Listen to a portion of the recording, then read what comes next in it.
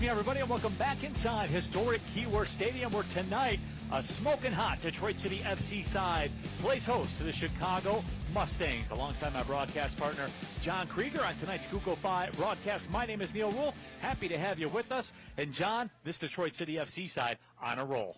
11 goals in 3 games, Neil. And you know what? The team is gelling so much faster than I think even manager Sam Perroni would have thought. It's a great start. Certainly, and a great start for a lot of players, including Marley Taylor. Now, we remember when we were here at Keyworth last time, she scored an absolute banger, but there's more to her game than world-class goals. She's so versatile, really. She can play in any formation. If it's the 4-3-3, she's got the ability to be close in on the ball. The 3-5-2 in space, she can really create. And that, for her type of position, is exactly what City needs. Absolutely. Just world-class goal from her last time. And speaking of goals for Detroit City FC, they've been scoring a lot of them as of late. And Maddie Wolfbauer got a pair. As a matter of fact, she's the UWS Player of the Week. And, John, this machine, as we're talking about right now, certainly everybody will get a turn, and it was Maddie's turn. And a well-deserved honor for the brace. So good for Maddie. She's got 2 great feet. She can turn, she can create, and she can finish as well. The first matchup of the season for the Chicago Mustangs, a very tall challenge as they come in to Keyworth tonight. And when we come back, of course, we'll get you the starting 11s, and we will kick it. It's Detroit versus Chicago, DCFC, and the Chicago Mustangs. And we will kick it coming up next.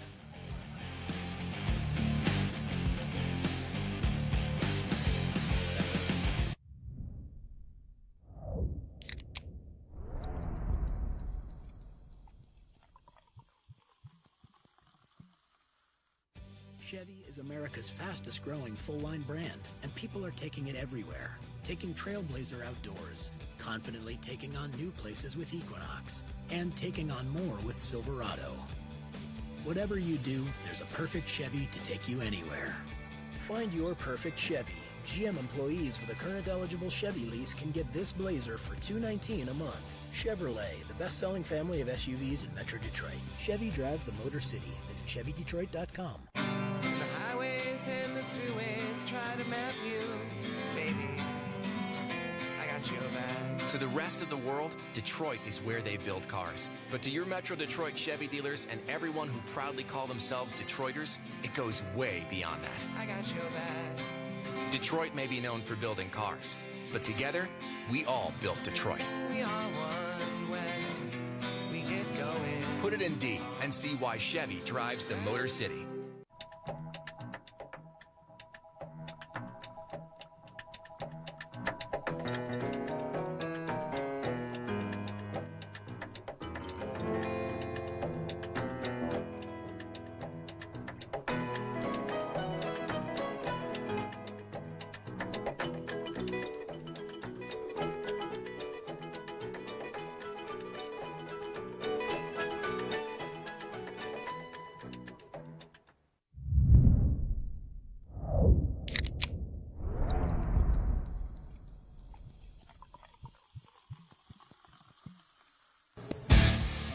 Detroit City FC Soccer is presented by Google 5, a different kind of phone plan. By your Metro Detroit Chevy dealers, Chevy drives the Motor City. And by Ally. Start saving for what matters to you at Ally.com.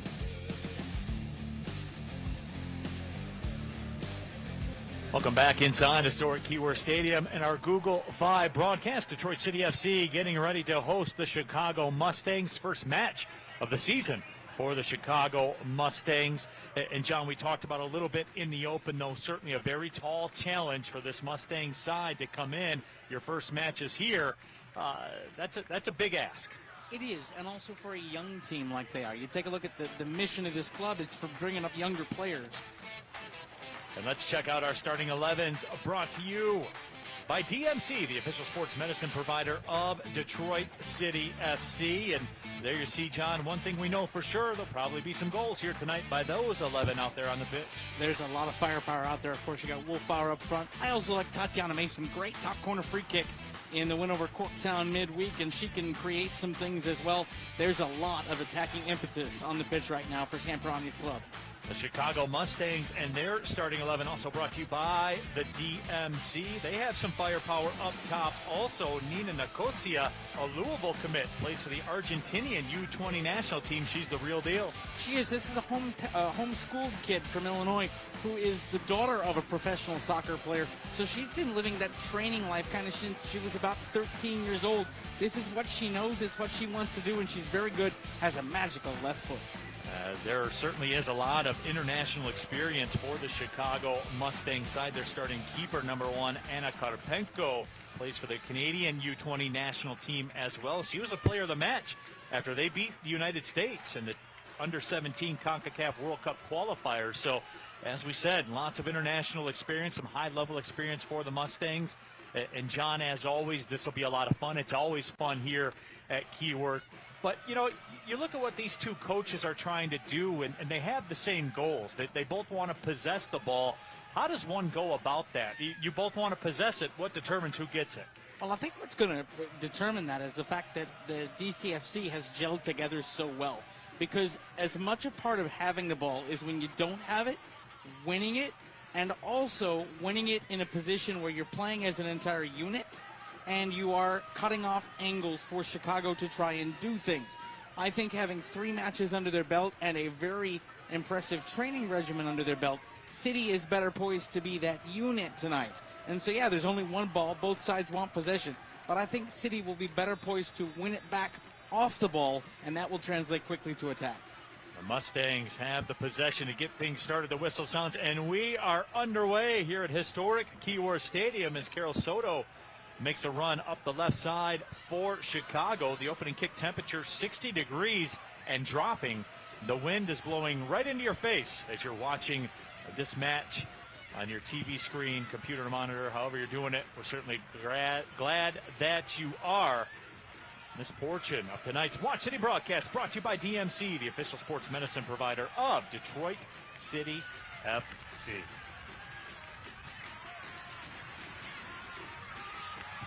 The ball played back, a throw-in coming up for the Chicago Mustangs. Alexi Diaz will toss it in. The Mustangs looking to go to work. City now with their first possession.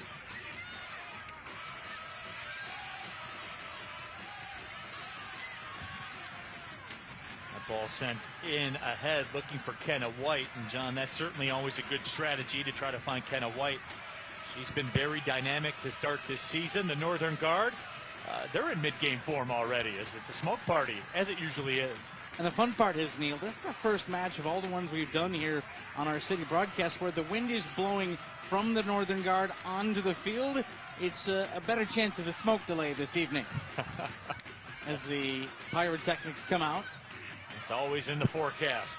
Ball touched ahead. Nicosia with her first touch. We will keep an eye on her. Mia Perry with it on that right flank. Just a into this match. And, John, the Mustangs with some good possession so far.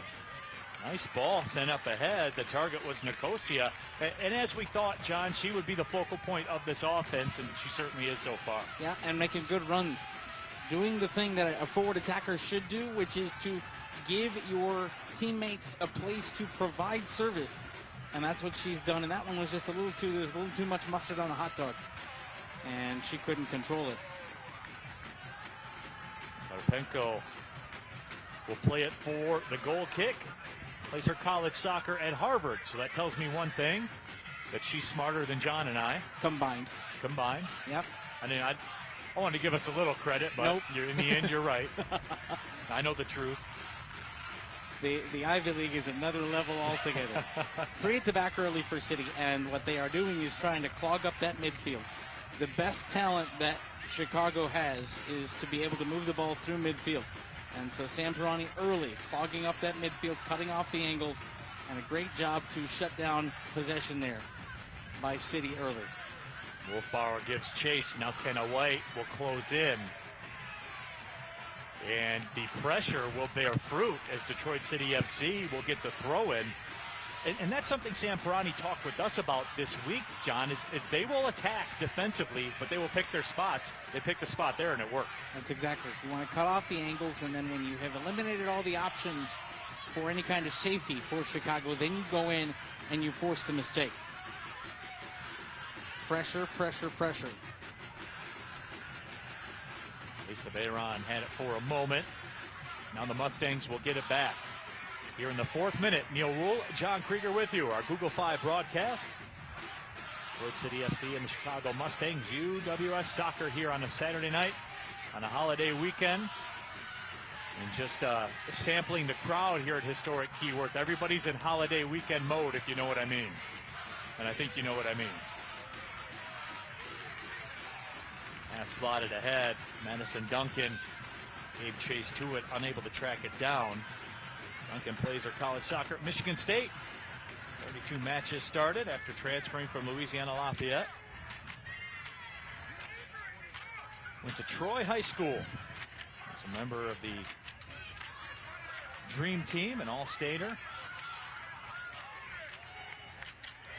That's a nice cutout by City. And 2 runners already going toward goal to be there for service. Oh, and Hughie makes her move and will win a free kick in a very dangerous spot early on. Hughie with the hesitation. Speaking of Michigan State, the longtime Michigan State Spartan, played over 50 matches during her time there. And she knew she had more class than Perry. Perry's a young kid, and Sarah just knew she could turn on the Jets, go around and force Perry into committing the foul. And now City's so good on set pieces, loading up the back post. Swing one in there, put it in the mixing bowl, see what happens. Tatiana Mason will give the service. She had a goal last match against Corktown. Mason sends it into the middle. It's backheeled just over top of the frame. But you saw what they were looking to do there, John. They nearly pulled it off. Yep, load up the back post and send somebody in there and put it in front of them and let's go. And Tatiana Mason so good on the ball, well controlled. She is a set-piece wizard, as we saw Wednesday night down the corner ballpark.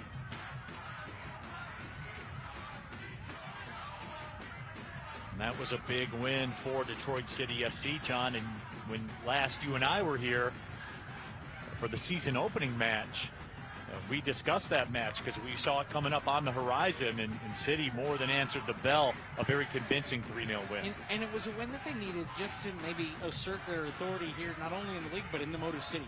What I really enjoyed in the lead up to that match was the social media banter between the clubs and different things. Corktown trying to poke the bear a little bit. Then they came out and got a full helping into Northern Guard, and they were weighed, measured, and found wanting, and we'll go from there. But what it was a good organic start to things and a match that City needed to win early, and they got that W. Well, John, you need that. I mean, rivalries, that's a part of rivalries. There has to be a dislike, and it's got to be genuine, too. Yeah, and the fun part about it is there's another club here in the Metro Detroit area that kind of tried to create manufactured rivalries by assumption. I think Corktown, at least, is trying to do so in terms of getting soccer supporters engaged and just embracing that dislike. And I think it's going to be a fun rivalry in the women's game. A foul is called against the Mustangs. Ashley Zugay got the whistle. Plays her college soccer at Nebraska. 34 matches started.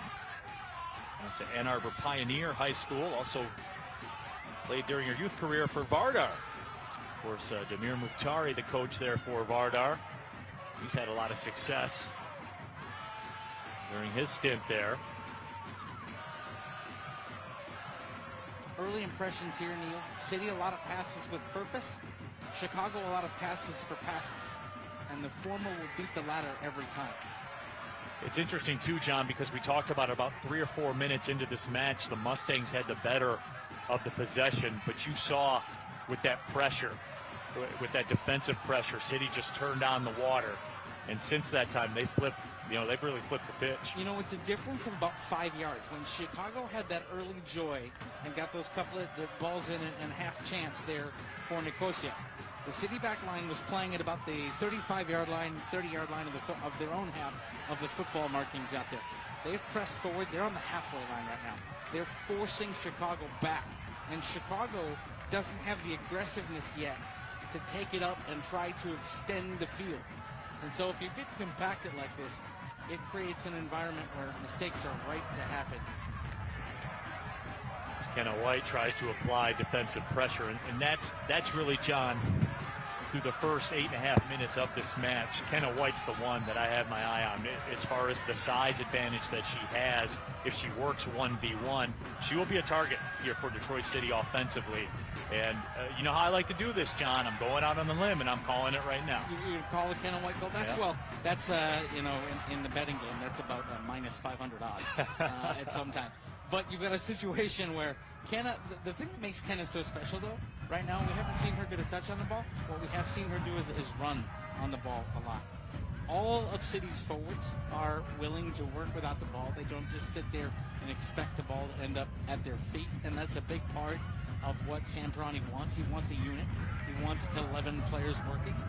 And when you see that work from your forwards, it does really build into the team. And look at how quickly City is getting back. They were pressed so far forward, and Chicago makes a run, and there's already 4 City players behind the ball. Mustangs looking for the counter. Ball threaded through. City wanted a flag. They will not get it. That volley sent in on frame. Becca Prispillo, as always, off the line, able to make the grab. But Mallory Olson, a big-time player, plays her college soccer at Central Florida, was a transfer from the U, from the Miami Hurricanes. She played in every match, scored 4 goals for Miami. She's a high-level player. She is.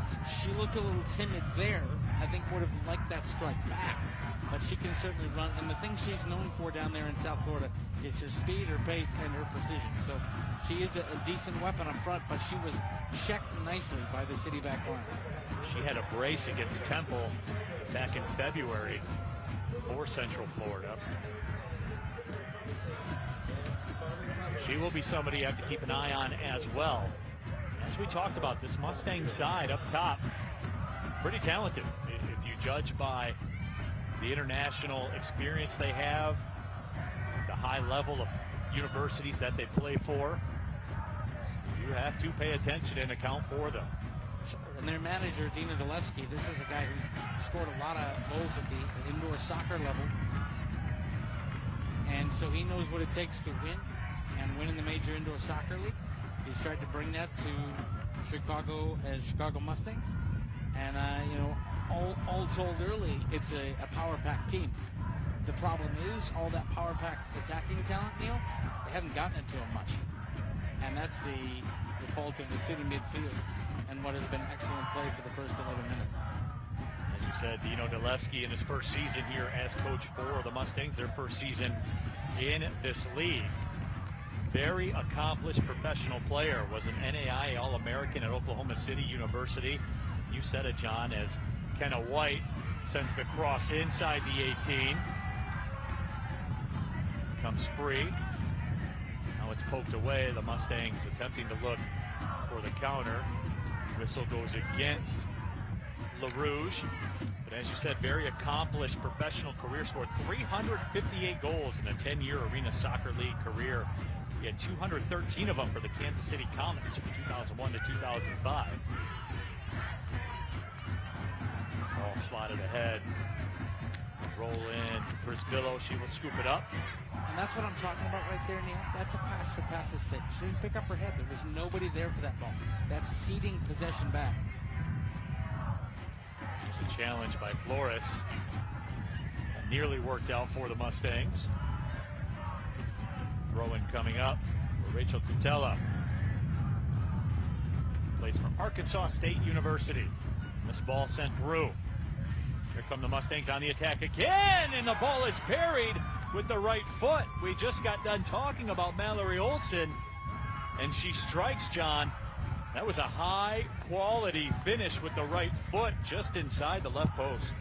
Well, Sam Perrone said it. He didn't want to concede early. All right, you've conceded early.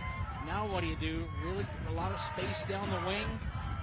A really good strike. Prispillo was coming forward, had to try to reach back for it. Nothing she could do.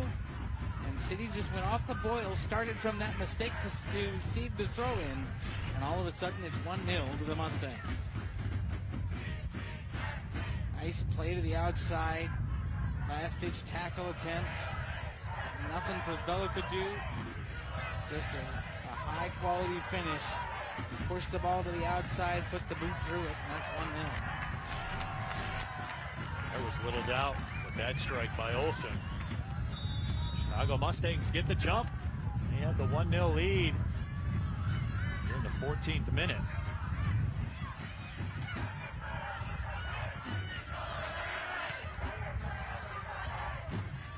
I've got to give Chicago credit. I'm a fan of their kit, by the way. They sash across the front of the jersey with the Stars for the Chicago flag.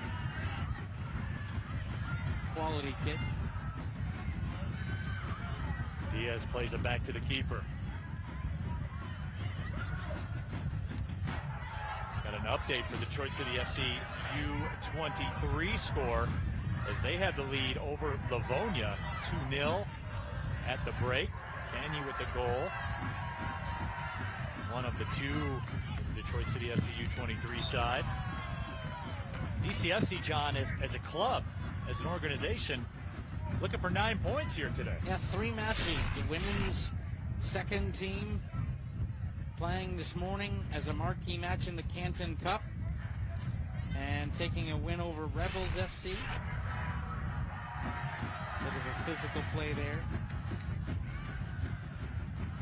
And here's Margaret Berry. She's going to throw it in. Berry sends it in towards the 18. It's knocked down, stepping through. Just dispossessed at the last moment. Mustangs will clear it out. But John, that City back line aggressively on the offensive side of the midfield line. That's your answer. What's Zamperani going to do? There's your answer. Press, and press some more. And this is exactly what we saw a couple of weeks ago when it was against Muskegon Risers. Fine, you took your foot off the gas for 2 seconds, they scored. Now let's go ahead and get back and press. Sometimes for a side that is so well drilled in, so favored, it takes a little shock to the system to hit the start button. And maybe that's what the first goal is. Ball set in, and that was given a go by Margaret Berry. Mike Karpenko had to be sharp to make the grab. Well, we know Berry is so good defensively, but she's taken the last 2 long free kicks. I think it ran a little bit on her with the wind blowing slightly toward the Chicago goal in the first half. It is a cross-field wind, though. Going to make corners from the far corner flags interesting all night.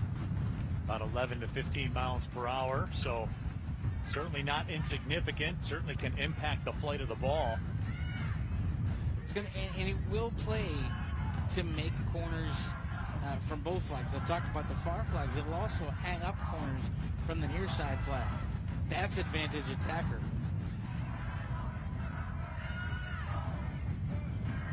Leah Frederick tries to make a turn. She was played very nicely by Soto. Good job defensively.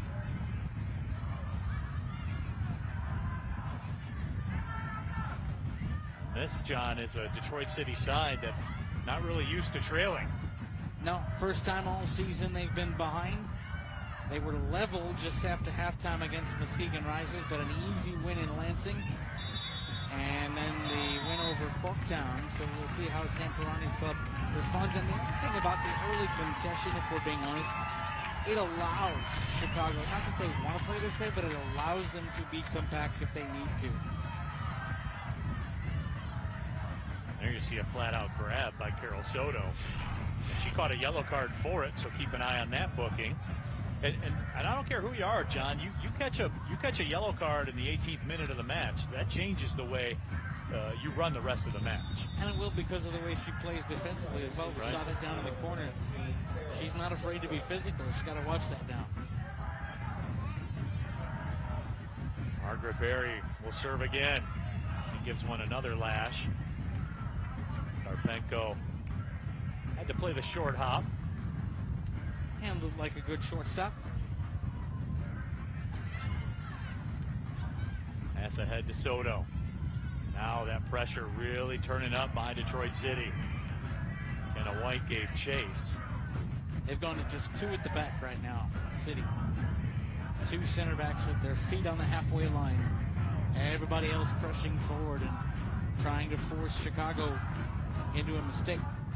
Chicago still wanting to play out from the back. You You've got to be really precise with passes in your own end when you do that.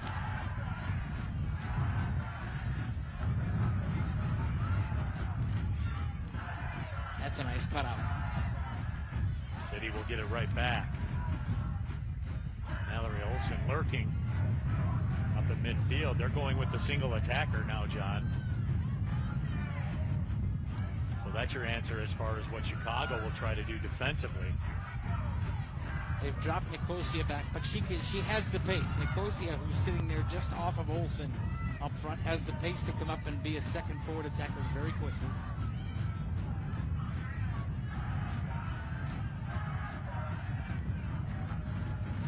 Impressions through the first 20 minutes, to be honest, Neil. City not as sharp as their last two matches. The touches are a little bit heavy. The possession has not been as crisp. The intensity is there, but intensity has to come with execution. Here comes an opportunity for City, and that ball is slotted home from the top of the 18. Chicago Mustangs made a mess of it, and the Rouge capitalizes.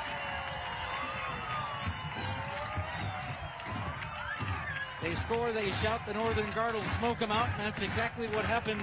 We talked about the pressure and the intensity being there and forcing mistakes, and that is exactly what happened from a young team trying to play it out from the back. And when the mistake was made, it was capitalized on. Maddie Wolfbauer, the reigning UWS Offensive Player of the Week, making a bid to go back-to-back. And look at the way she turned the body, one touch. She was perpendicular to the goal. Turned the body, struck with the foot, knew the keeper was out. All she had to do was get it past her. She did, and we're level. That pressure bears fruit. Ball touched ahead, just out of the reach of Aaliyah Frederick. And that's what you get. The ball goes in the back of the net. Smoke comes out. Very happy Northern Guard members. Able to pop smoke. Another mistake. Wow. I'll tell you what, the Chicago Mustangs are running with the devil here. Right now, they paid the price once. They nearly paid again. Yeah, that's an Icarus-style pass. You flying pretty close to the sun right there. Aaron played it down. Now here comes the Mustangs again. That ball chipped ahead, and Brisbillo. The Stonewall save. Mallory Olsen thought she had a second. Brisbillo said negative.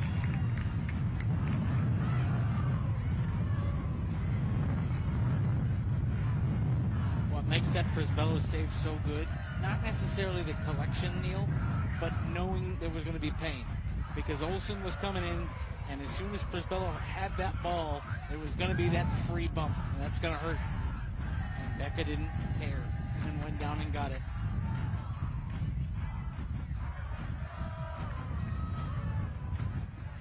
Way off the line to make the play as Karpenko, and she got in trouble by doing that just a few moments ago. She was out there again, and here comes City. Here's Hughie. Cross sent in.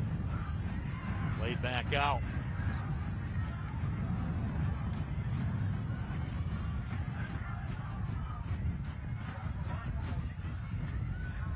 These last 2-3 minutes, better from City in terms of the precision. Since the goal, aggressively chasing a second. Nearly another giveaway by the Mustangs. I'll tell you what, John, DCFC, they're like sharks circling in the water right now. Yeah, they're buzzing. And I'll tell you what, Dino Delevsky wants to play the ball out from the back. You see it. They want to play that possession-based football and move the ball. I don't know that he can do that. City's not having it. Yeah, no. I don't know that they can do that for 90 minutes. Because if you look at it, they get out to their own 18, and they got to send it back past to the keeper. And they've just turned it over. There's tons of real estate for Marley Taylor to work in. City will just get it back. Frederick has some available room to run. She chips it up top over the frame.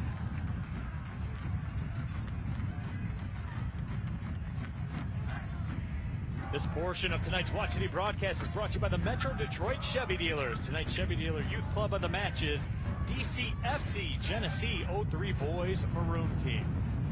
Coached by Christian Pumphrey, the team has been volunteering each week with the Davidson Schools recreational program this spring. They are coaching teams, teaching players the fundamentals of the game, proper technique, all while having fun. And folks, that is the bottom line. We haven't seen her a lot on the screen tonight, but another player that deserves some recognition is Ashley Zuge. She's been the marker for most of the night against Nicosia, and it's why only Olsen has really had a touch for Chicago and gone to that kind of single attacker model, and that really allows the rest of City's players to get up and create that pressure against the back line for Chicago, and another turnover. They are mounting right now for the Mustangs.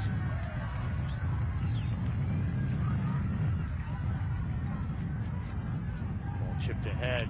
It's headed down, but City will step through with the possession again. Good touch. Sent out wide. Zuge with it. She's taken down. The foul called against Zuge. And John, break it down for me here. What did Becca Prisbillo do so right to keep this match level at 1? Made the body big, came out, was unafraid to claim, and then just kind of turtled and knew that Olsen was going to go over the top. That save doesn't happen if Prisbillo doesn't have the reflex to come out and try and cut off the angle and claim the ball. She's basically trying to make Olsen take that touch early, and then she just goes down and claims it. It's keeper reflexes. If she stays back in that goal, she gives a lot of room for Olsen to be able to pick out her spot. She took that away. A goal kick coming up. Prisbillo will put the boot to it. And I'll tell you what, John, we have an early one in the running for the Ally save of the match. Early entry. I'll tell you what, the shot to the rib cage makes that a contender. Right. Just on physical cost alone. But that's why Prisbillo was so good. She was that way in high school and has continued that in her college career. A really solid, really instinctive, really reflexive keeper. Pass ahead, knocked down. Here comes Olsen. Touching it wide to the left side. There's Kelly Flores. Olsen again. Dangerous. Threads it through. Just out of the reach. Look at Prisbillo trying to steal the goal kick. And I think she got it. She did. Stole the goal kick. Love it. Let's see it again. No way this should have been a goal kick. First off, look at how quickly Nicosia comes in there. And then Prisbillo comes out and gets the body big enough to redirect it back onto Negocia's shin. And sold it. Coffees for closers. That is excellent. Coffee and sprinkles. Yeah. All for closers.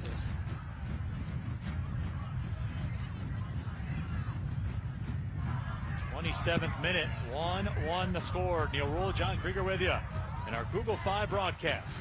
Better. Oh, wow. Olsen just beat her there for a second. Here's Nicosia. Attempted to track it down, just couldn't quite catch up to it. Neil, Nicosia's pace is scary. Remember, she's playing off of Olsen. She's playing 2 or 3 yards behind Olsen. And the last two forward balls for Chicago, she's been the player forward through trying to make something happen. Quick player. Well, John, I mean, as we said, she plays for the Argentinian U20 national team. She's going to Louisville. But, yep. You know, it's not by accident. And she frankly, is formidable. You know, we talked about it in the open a little bit. This is a homeschool player. She trains hours every day. She's decided this is her path in life. And her father was a professional soccer player as well. And so throughout her formative years, he's taken the lumps that he has, earned in his own career and taught her. And there was a great article in the Chicago Tribune about her and about the path she's taken as a player. Backdoor run nearly paid off for City. Caitlin Cannon send it back to the keeper. The pressure continues.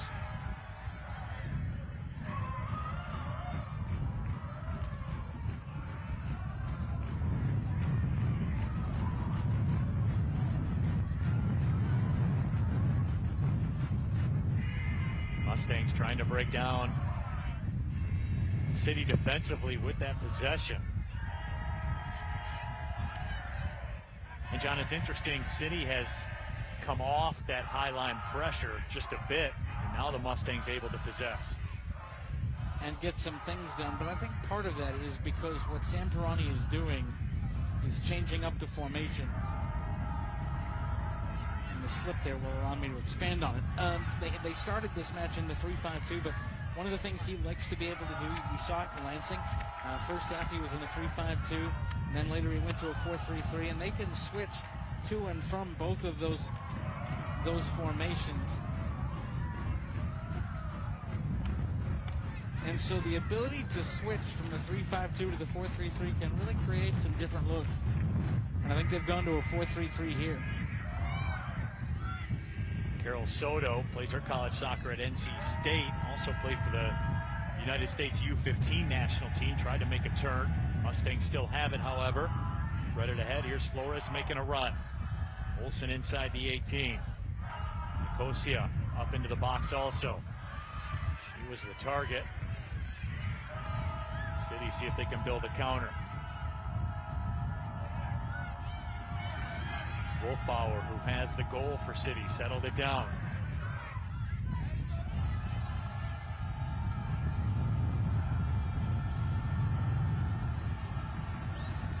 They need to put together a run of just quality touches.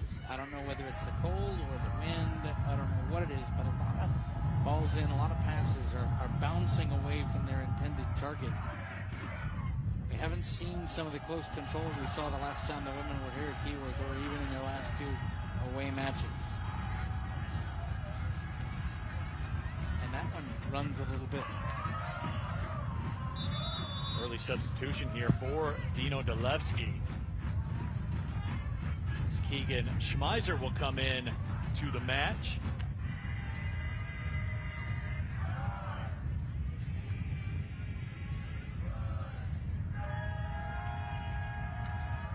Coming out is Caitlin Cannon.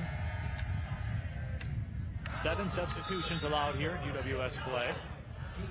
So you have some at your disposal. If you see something you don't like necessarily early, you have that freedom to make a change. And a change on 30 minutes tells me that Dino Dolevsky sees some vulnerabilities out there that City haven't yet been able to truly take advantage of. And he's trying to shore that up early, because in the substitution, Cannon didn't go check with the trainer. That's just a tactical set.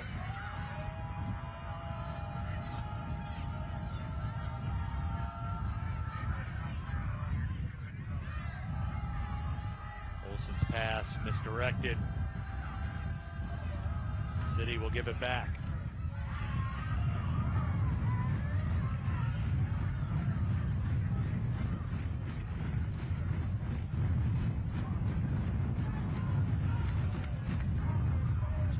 Coming up now for Detroit City as we move towards the 33rd minute. Neil Rule, John Krieger with you. Our Google 5 broadcast here tonight. 1-1 the score. And John, it's been a good one so far. We've seen the ebbs and flows. We've seen both sides really deliver some haymakers. It's been entertaining soccer. It has. And the other thing about it is I wasn't quite sure. Frankly, this is the first outing of the season for Chicago Mustangs. I wasn't sure how they were going to react to Keyworth. I wasn't sure how they were going to react to playing together against a team that's leading the league right now, and they've come out and they've showed very well. They haven't been intimidated. They've been able to win some physical battles. They're still living dangerously at the back, but they've been able to make Becca Prisbillo think. Well, John, I think that goes back to, as we talk about the colleges that some of the Mustangs players play for, the international levels as well. Canadian U20 national team, Argentinian U20 national team. Lara Schneck has played for the Wolfsburg in the Bundesliga, was in German U20 national team camp. I mean, these are battle-tested players that play at a very, very high level. And you don't get to that level without showing some kind of soccer IQ. No. And it's funny, I think, when Dino Dolevsky was talking to us, I think he was sandbagging just a little bit.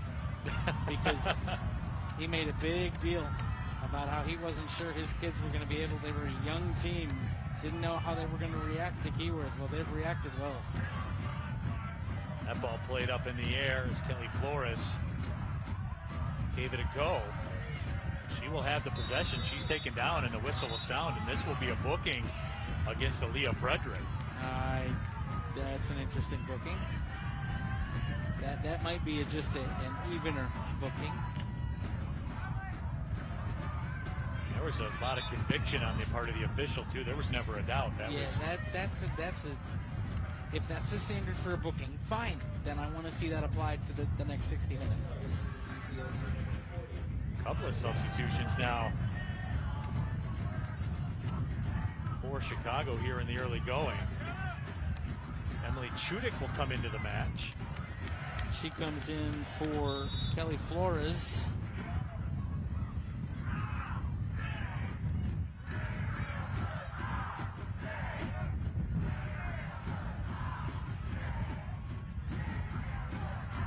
Last 10 minutes of this first half going to be crucial, Neil. City can get the lead going into halftime. Vastly different. And I think it'll let Sam Perroni set things up for the second half a lot better. If Chicago gets that lead, well, then I would expect them at that point. You've got at least you try to at least protect the point. Nicosia, so good with that, but she was so left foot dominant there. Just in that little bit of possession there, you see how to beat Nicosia. If she had two quality feet, she might have switched feet there as she was trying to take the ball across the field. Stayed primarily on the left. So you want to, it's kind of like Hunter Dickinson from Michigan basketball. You want to force to the less used hand. Nicosia sent it across for Spillo off the line to make the grab, and we're going back and forth. Wide open right now, John. It's fun to watch. It is really end-to-end stuff. And there's a little turn on of the Jets. Cross sent ahead. Here's Kenna White. Back to goal. Ball chipped over top of the frame. Maddie Wolfbauer made a bid for a brace. Just a little too high, sending it over top. You know what? That is unselfish play by Kenna White. A lot of strikers would have kept that ball and tried to turn and shoot themselves. She saw Wolfbauer coming in a better shooting position, and Wolfbauer just couldn't finish. Watch out, run on the near side if they find her.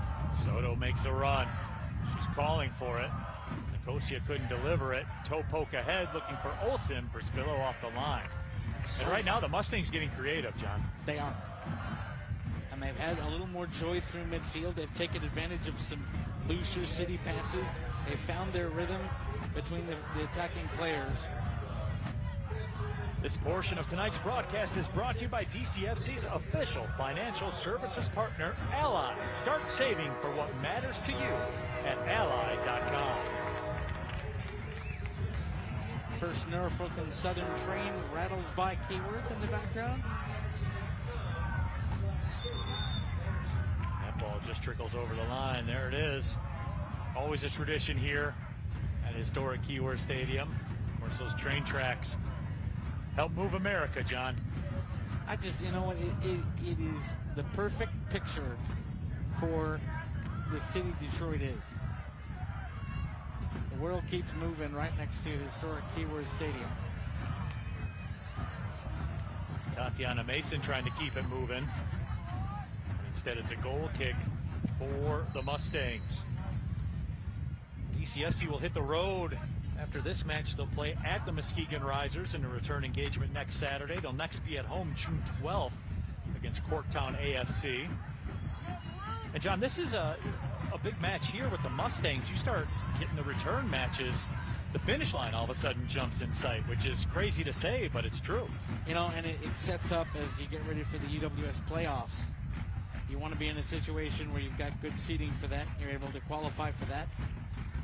And really, if you get 3 points here tonight, you're 12 points out of 12. Maybe you can have a slip somewhere. You don't get 3 points here tonight. Going out to Muskegon, quality club on the west side of the state, gave you fits here at Keyworth a couple weeks ago. It changes the entire perspective on the league campaign. And I'll tell you what, I'm already looking forward. I don't know about you, Parker. I'm looking forward to June 12th. Corktown coming in here is going to be fun. It certainly will be. I mean, not that they need it, but the Northern Guard, I know, will be a little extra motivated. I mean, they're always a little extra motivated, but they'll even be a little more extroverted. You know, it's funny. You can always tell the impact that the Northern Guard have, Neil, by the actions of the opposing players. How many times in the it is a tell, isn't it? It is. You know, how many times in the men's game have we seen the opposing players go and try to shush the Northern Guard? And on Wednesday night, the captain of Corktown took time to let the Northern Guard know that they were number one, and the Northern Guard picked up on that. So did Sam Perroni, by the way, who happened to notice that the Corktown captain was letting him know that. Shot in, and a diving stop made by Karpenko, but once again, Maddie Wolfbauer, John, very dangerous at the top of the D. Such a dangerous turn and a good strike low to the corner. That's a very good save by Karpenko in the Chicago goal. That sets up the set piece, and it's coming from the near side flag, so it's going to hang up. It gives extra time in the air. Headed on, and Karpenko makes the stop.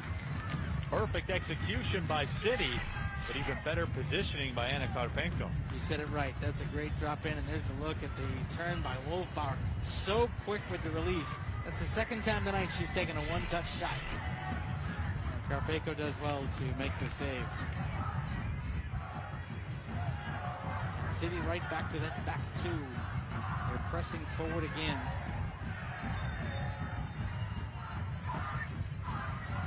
Another throwing coming up for City, but again, we're seeing that high pressure, John, just as you said, that back two equals pressure up top.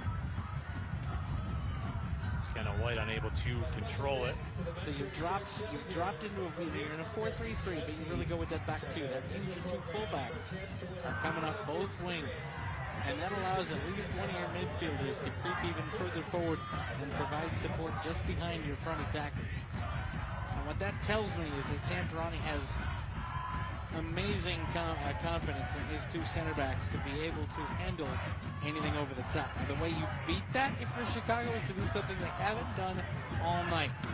Give one long ball over the top that makes the center backs make a run, and you're going to get some respect. White got tangled up with Alexi Diaz. The fun part about that for Kenna is that she created that. She ran through him, drew the foul.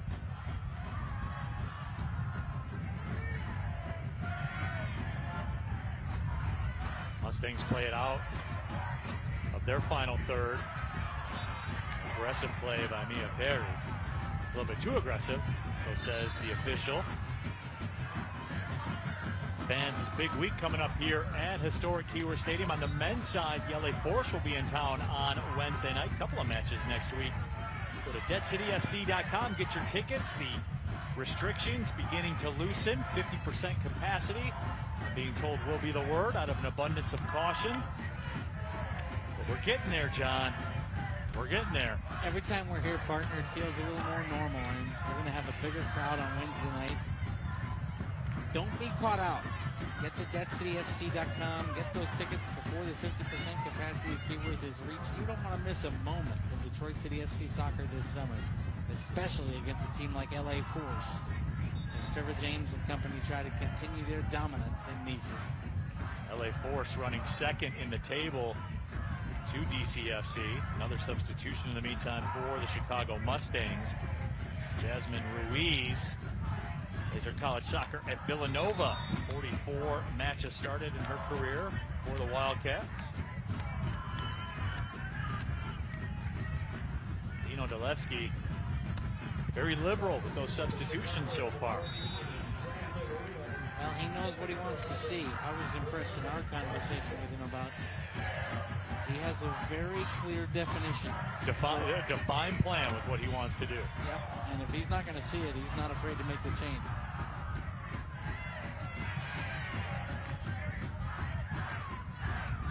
Good pressure there to force the turnover. The second touch just lets City down a little bit. Here's some space now for Nicosia.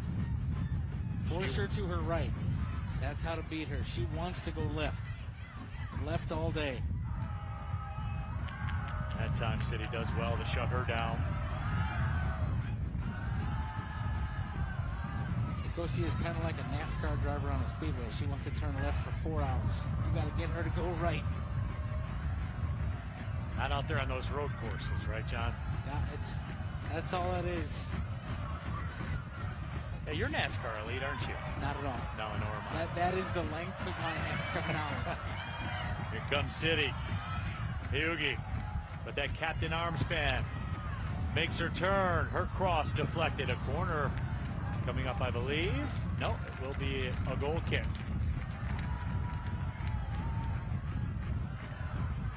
Hyugi runs back. She had a goal against Corktown.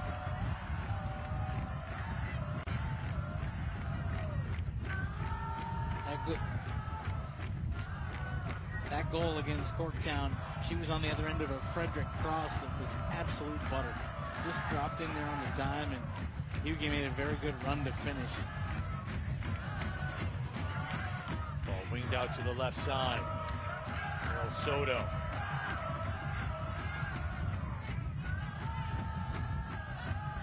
Olsen the target. Olsen hasn't had a lot of it since she scored the goal.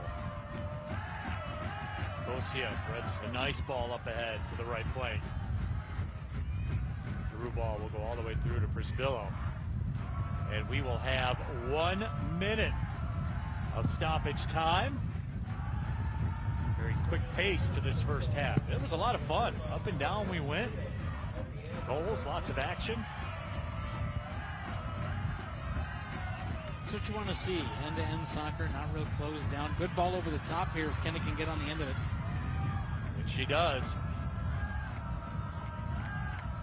Kenna White. Her cross sent in. Ball dropped off. Right foot blast. Just high over top of the frame. Marley Taylor gave one a go. That just floated on Marley a little bit. Good quality touch and a nice job. I think it was Wolfbauer that, again, could have turned. She's got that one touch, but she left it off for a hard-charging Taylor. Unselfish play a couple times today.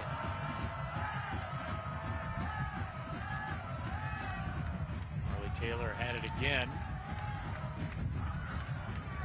The Mustangs, I think, will be content to hear that whistle sound, and it does. 45 minutes down, 45 to go, but 1-1 the score. And John, as we were talking about, just a very entertaining 45 minutes of play. And a pretty fair scoreline. I think City can take it to another gear in the second half. They will need to win, but Chicago has acquitted themselves well, and they deserve being level at the half.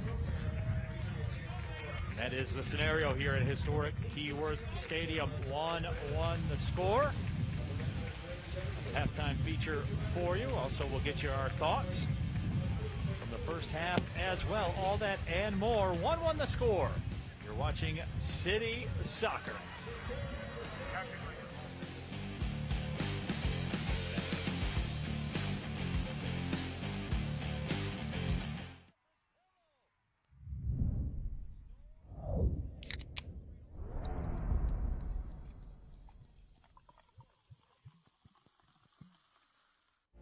Football is a big deal in this house. So when Maurice was injured, we immediately thought the worst. To see my baby lose his joy hurt. The DMC, Rehabilitation Institute of Michigan, is here to help athletes get back in the game. They're like family. It was a long road, but we made it back. DMC, Rehabilitation Institute of Michigan, a community built on care. DTE Energy customers can get their share of huge lifetime energy cost savings. How? By using our website. The Oslin's new programmable thermostat saved them a bundle. And their new efficient furnace earned them a hefty rebate. All over Michigan, people like the Oslins are saving. Why not you? There are always new ways to save at dteenergy.com/saveenergy. DTE Energy.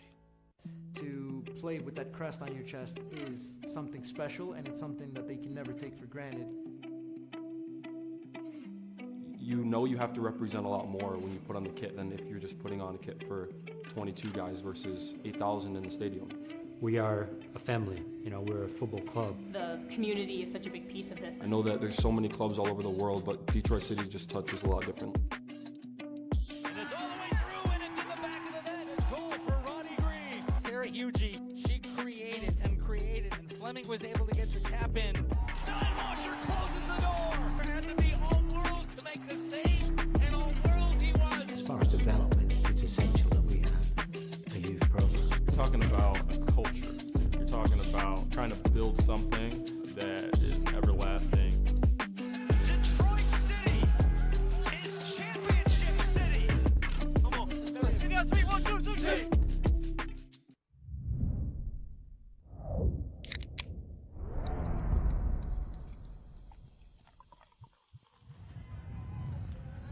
"45 minutes in the books, 1-1 the score." Now, Caroline Fleming scored a lot of goals during her college career at Adrian.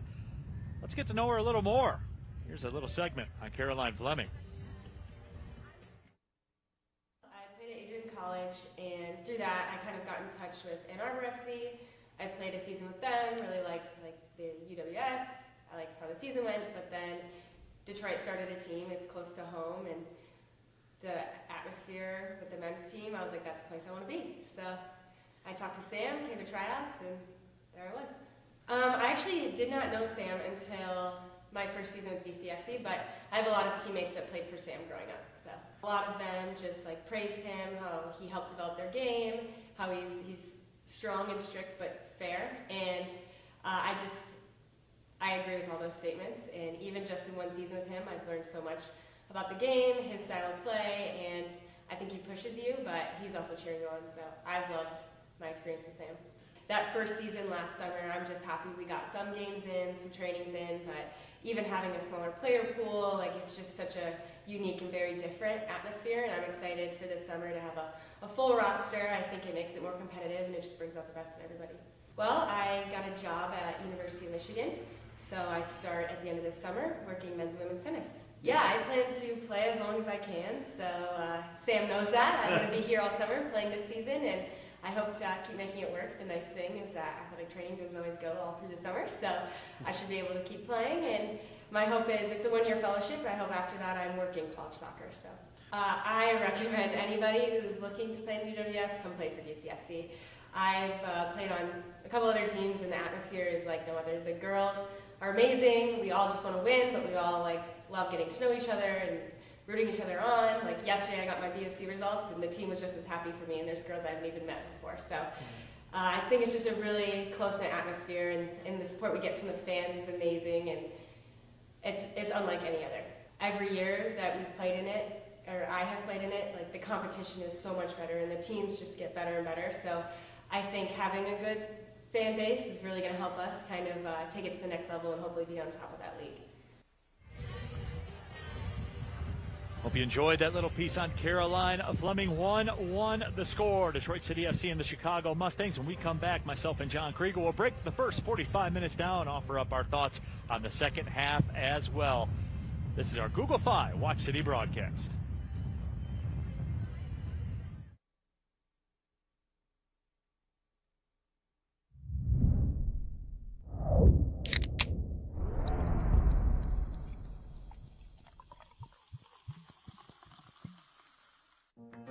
Goodbye and the spam calls. Hello to a phone plan with built-in spam blocking. See you later, networks that are unsafe. Hello, built-in VPN. Now the networks I join are private. So long, hackers and trackers finding my personal information. Hello to a phone plan that keeps me safe and secure. Goodbye, everything you can't. Hello, Google Fi, a phone plan that can.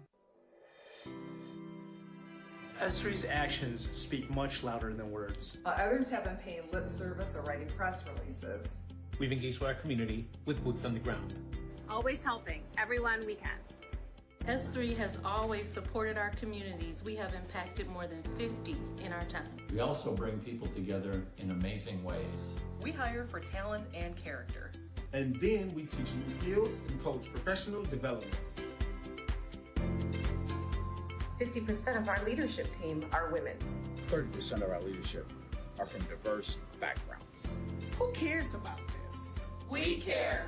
All around the world, from Lithuania to Cuba to the USA. We celebrate diversity and human rights. 95% of our team were hired to do a job that they've never done before. 90% of them have grown into different roles than the one we hired them to do. And 60% of us are military veterans, military spouses, and affiliates. At S3, this is how we do business, and it works. Are we for everyone? No. We've turned down business from companies whose principles don't align with ours. We are a cutting-edge IT solutions corporation with a heart. We're S3. Thank you.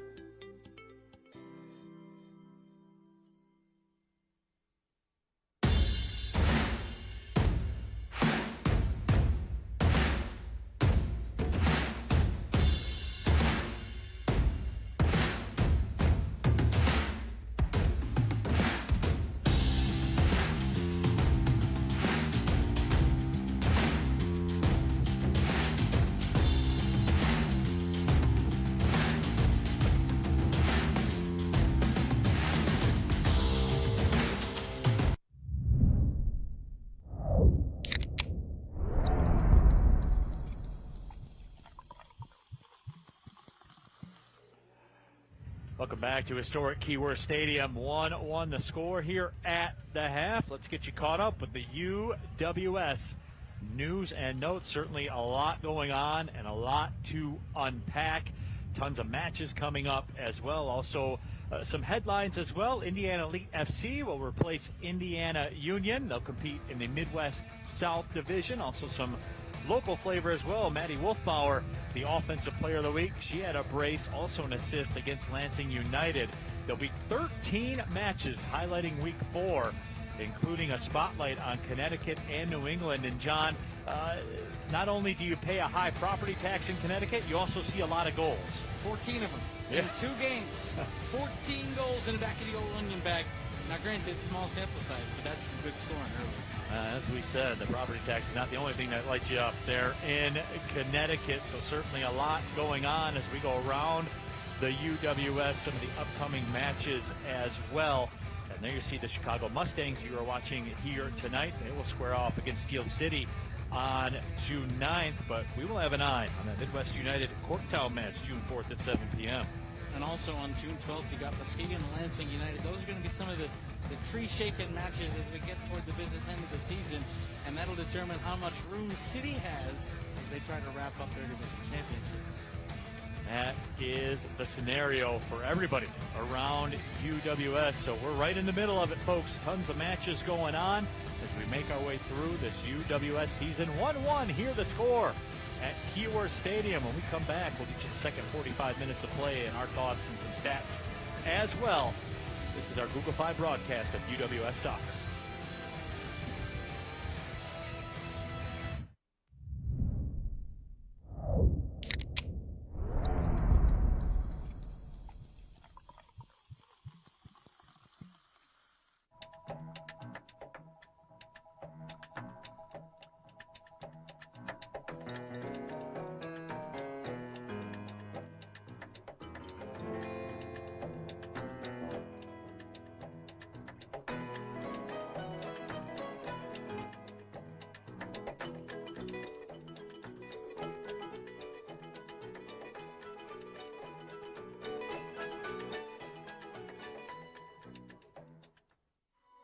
DTE's natural gas is a lot more than just an energy source.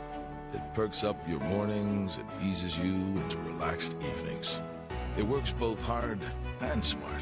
It can help heal the body and transport the mind. And at the end of the day, cleaner, safe, affordable natural gas is there to do more than just dry your clothes. It's a warm hug waiting to happen. DTE. To play with that crest on your chest is something special, and it's something that they can never take for granted. You know you have to represent a lot more when you put on the kit than if you're just putting on a kit for 22 guys versus 8,000 in the stadium. We are a family, we're a football club. The community is such a big piece of this. I know that there's so many clubs all over the world, but Detroit City just touches a lot different.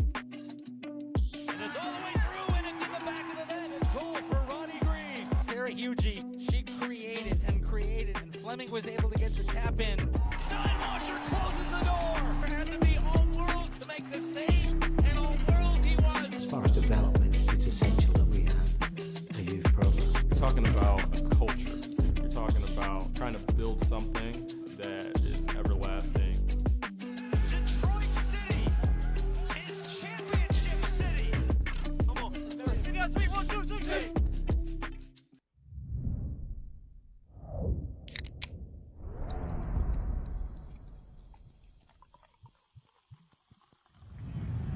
Welcome back inside historic Keyworth Stadium. 1-1 the scores. We get ready to kick it here in the second half. John Krieger, Neil Rule back with you.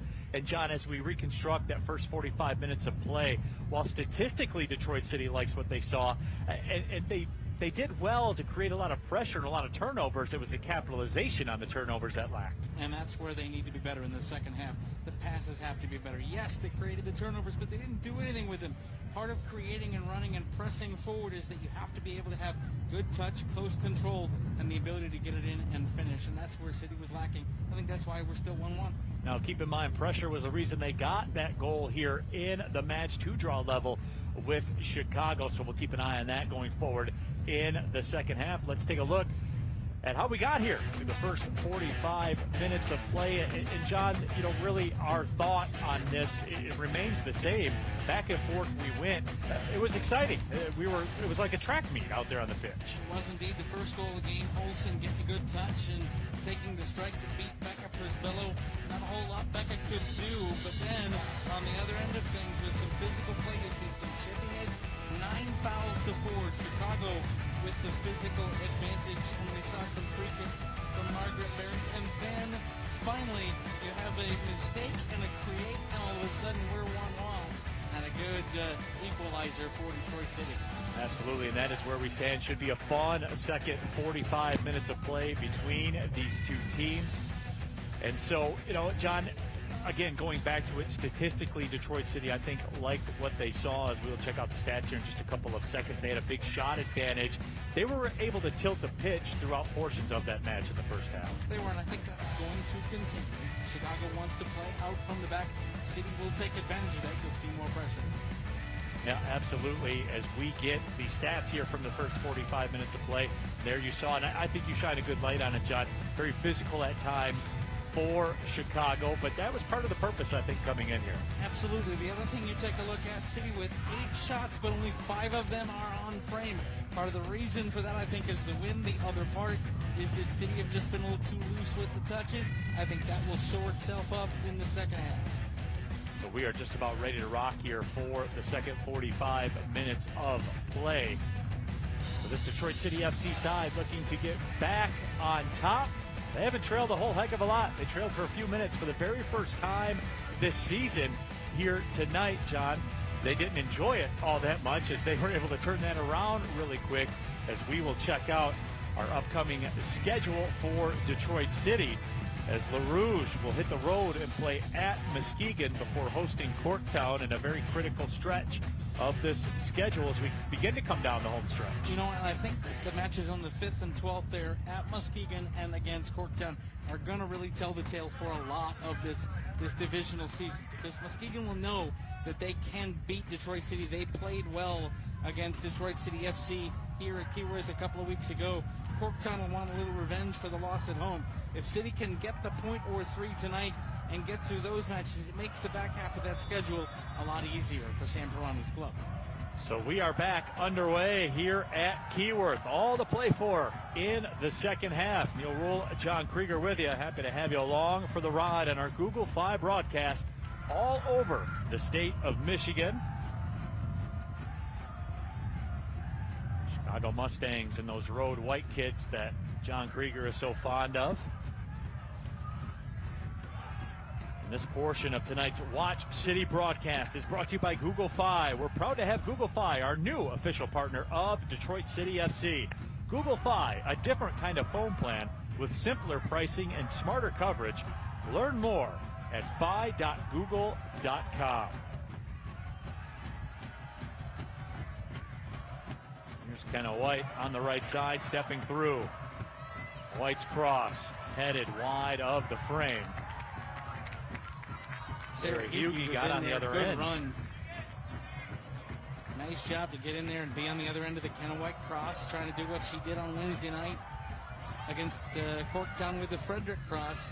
Very good in the air, Sarah Hughey, and very good in that 1v1 matchup, just couldn't finish. Let's take a look formationally. 3 attackers up front for Chicago right now, Neil. They've changed the shape just a little bit, not going with the single player up top. City's still sitting back in that 4-3-3, which is easily convertible to let those fullbacks come forward if City can tilt the field again. Wolfbauer sends it wide to the right. Can Kenna White catch up? She cannot. Maddie Wolfbauer, the goal scorer for Detroit City. She's got 3 in her last match and a half. The reigning UWS Offensive Player of the Week, looking for more. Both of City's center backs, by the way, right now marking Olsen up front.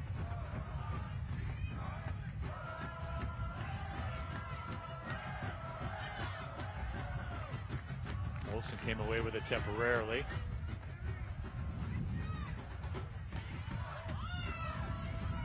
Yugi does well to maintain the control. That ball winged in towards the 18. Coming off the line, Anna Karpenko, the keeper for Chicago, played for the U20 Canadian national team. Nicosia's attempt is blocked. Nicosia with some pressure now. She's going to Louisville next year for her freshman year. Also plays for the Argentina U20 national team. Think about that. This kid is so good, she hasn't enrolled in college yet. It will be interesting to watch her career progress. Walking in for Louisville, playing in the ACC, which means you get to play North Carolina all the time, and Duke, and on and on and on. A lot of scouts watch a lot of ACC soccer matches.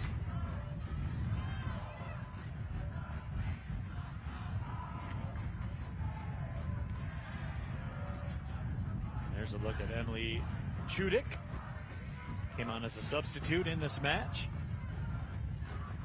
Ordino Dalevsky, head coach of the Chicago Mustangs. There's Samperani on the other side in his second season for DCFC. He was a 4-time All-American at Madonna College during his playing days. Assistant coaches Charlie Bell and Patrick Griffin. Goalkeeper and assistant coach Kyle Winningham. John Evans, also the director of player personnel and assistant coach. And actually, there's Charlie Bell in a transitional period right now, Neil. He is stepping over to DCFC Youth West, so he's kind of phasing out. So we'll say goodbye to him here at Keyworth, and Charlie Miles will make the step in as well to join Samperani. So to Charlie Bell, we say thank you so much, and as he kind of phases away from the first team women's action, and Charlie Miles coming in as well. It's a whole lot of Charlies around town. Everybody but Brown. Absolutely. He was a blockhead anyway. Well done. Hey, she's going to pull the football away from you, man. Stop running up trying to kick it thinking it's going to be different, all right? Stop. Half volley up towards the midfield line.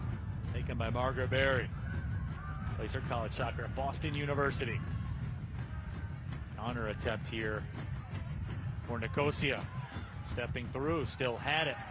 Finally taken away. That's a great job by Frederick. Frederick came all the way back, matched Nicosia on the run, stepped in, clean challenge. That's the difference. You know, a lot of people ask me the difference between the men's and women's game, Neil. The ability to be physical in a challenge without being reckless. And most of City's challenges tonight, by virtue of the fact that the fouling, you know, it's been just as physical on both sides, but City's committed 4 fouls and Chicago's committed 9. The difference between that 9 and 4 fouls, City is much better at its physical play without getting the foul. Chicago has been forced to tug and pull and has drawn those whistles.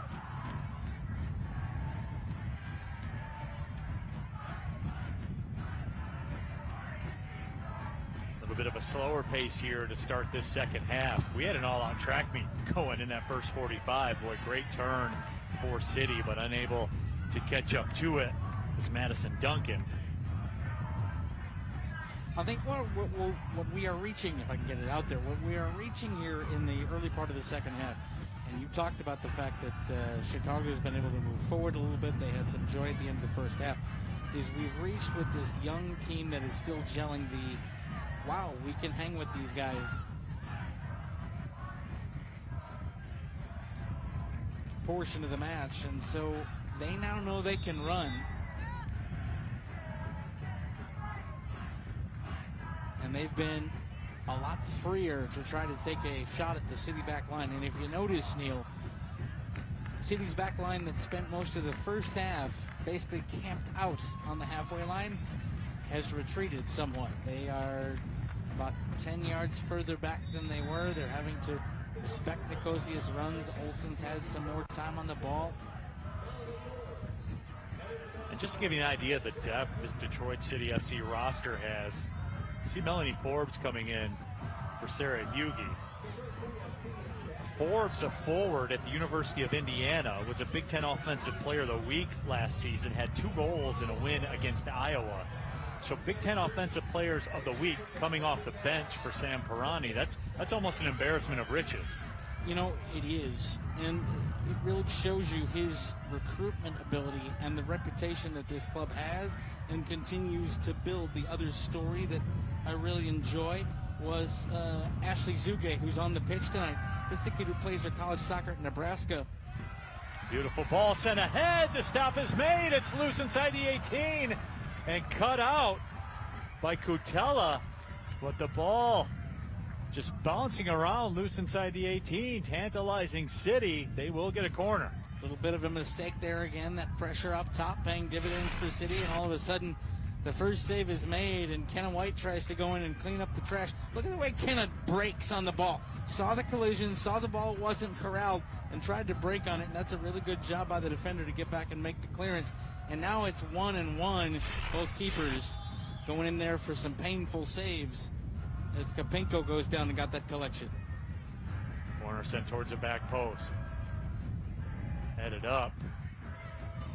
Carol Soto came over. So not to concede the corner. There's a cross. There's some numbers for City. Half volley!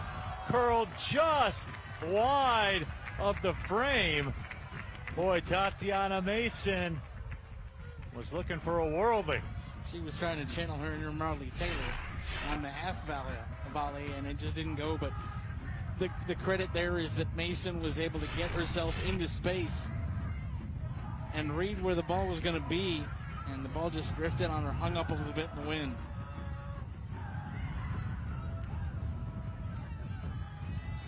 That ball played over the line. The next 9 minutes of this broadcast brought to you by DTE. No matter where you are in your energy efficiency journey, DTE can help you score savings. Learn more at dteenergy.com/save-energy. Spillo will scoop it up. It was nearly dangerous for City. Becca's going to give me a second to kind of pay off that story that was interrupted by the attack. Ashley Zuge is a kid who plays her college soccer at Nebraska. She saw this team play on TV, decided she wanted to be a part of it. She watched the Muskegon match, picked up the phone, called Sam Pirani, said, "I'm a Big Ten athlete. Got a spot for me?" He said, "We'll take a look at you." And here she is in the starting 11. But high-quality athletes really want to be a part of the City environment.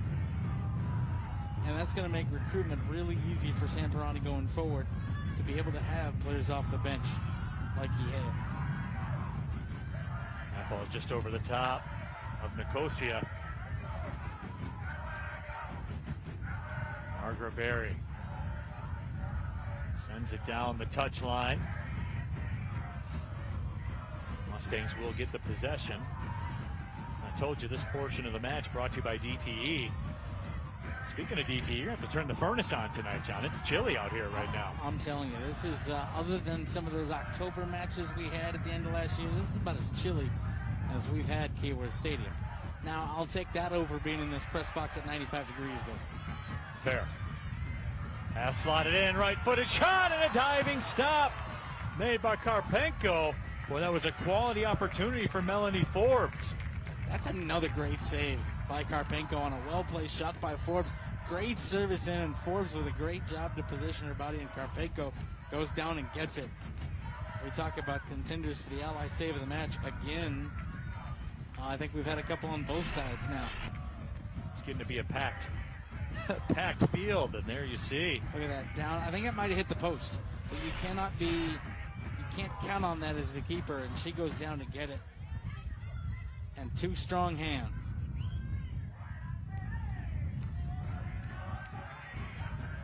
Well, you really have to. John, you never hear keepers get credit for that. You got to have diamond hands down there, man. Paper hands don't work. You do. Listen, the funniest story that I ever heard as Olsen tried to go through there, and City's defense allows me to finish that.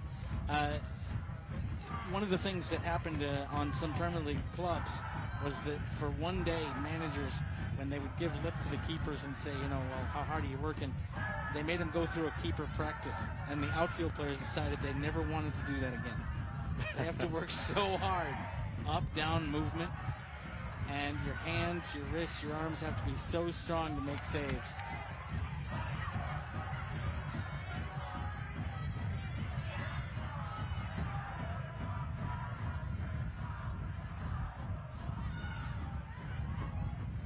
Spillo will play it across. 58th minute. Neil Rule, John Krieger with you. Our Google 5 broadcast. We're level at 1. Chicago Mustangs put Detroit City FC behind for the first time all season. Didn't last long. Maddie Wolfbauer stayed hot. She struck to equalize, and that is where we stand. 3 goals in a week for Maddie Wolfbauer. It's a good week. Look at the effort up front there by City. Just to press, and get the turnover. Now do something with it. Wolfbauer tries to make a turn. Back heel pass. Connects. Duncan sends it back. City will reverse the pitch. They'll try the right side.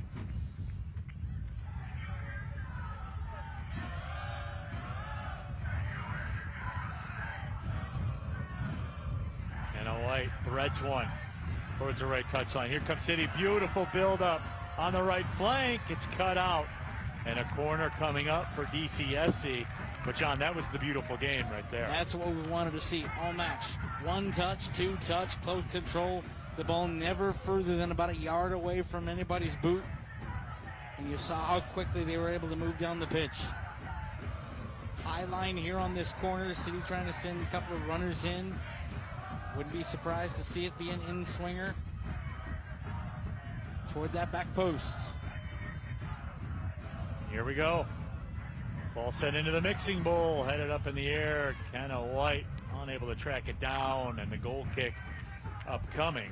Well, it was the in-swinger, but they just couldn't get on the business end of it. 30 minutes to go here, and then now it becomes, what's your strategy here? For City, it has to be, you got to get 3 points. You want to win your home matches, you got to get 3 points. You want to go ahead and do that. I wonder if at some point Dino Dalewski will be saying a point is good enough, especially on the road. Update to the DCFC U23 score. It's a final as they beat Livonia City 5-0, so a dominant performance by the U23s. So they're 6 of the 9 points down. All right, trying to make it 9 for 9 here in the next 29 minutes plus stoppage.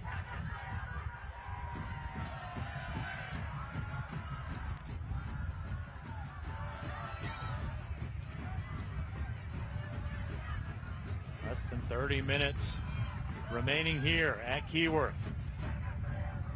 And, you know, we talk about a 9-point day, Neil, but it just shows you how deep the City structure is, that you have dominant teams in 4 leagues.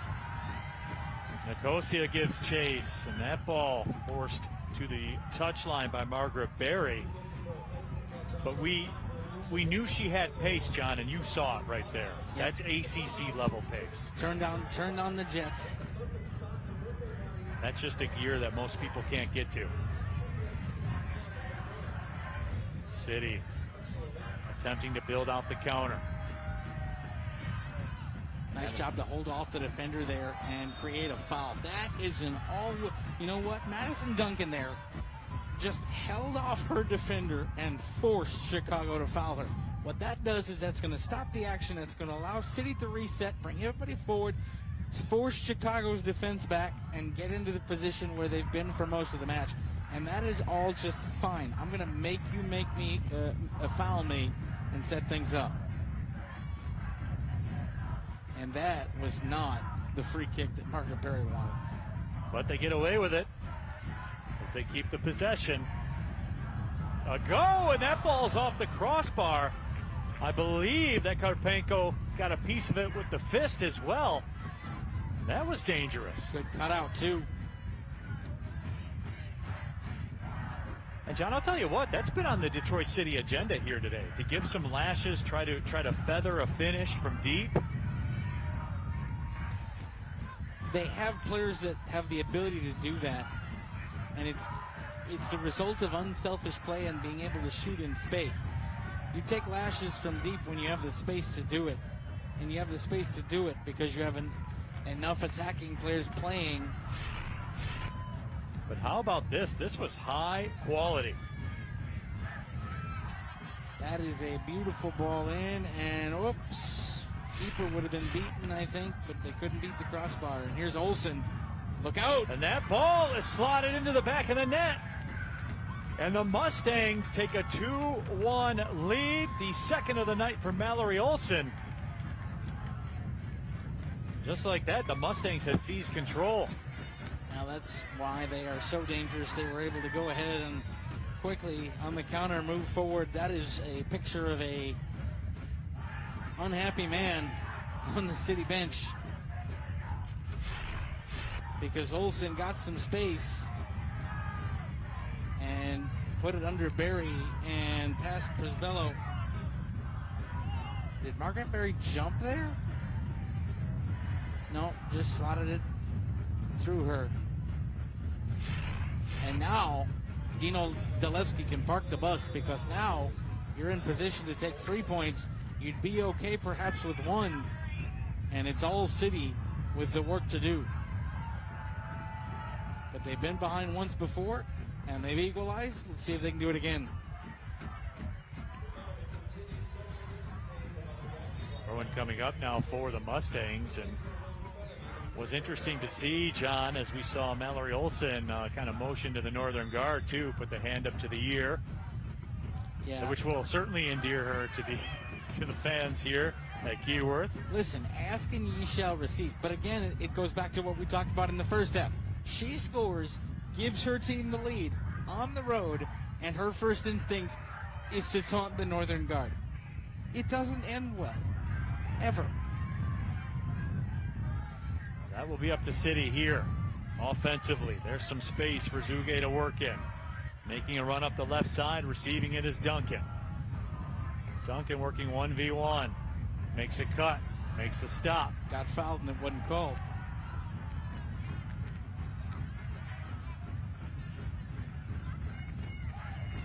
Rowan coming up for Chicago, and you will see this here in the 65th minute already a very deliberate pace to throw the ball in.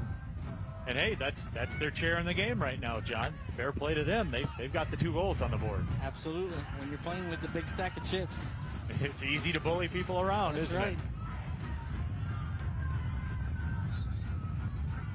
You start checking seams on balls, admiring the sunset here at Keyworth. The socks. The socks always seem to be adjusted Just more. that shin guard needs to be, shin pad needs to be adjusted. Shoelaces need to be retied. There's a checklist, I believe. Arashenk played it ahead.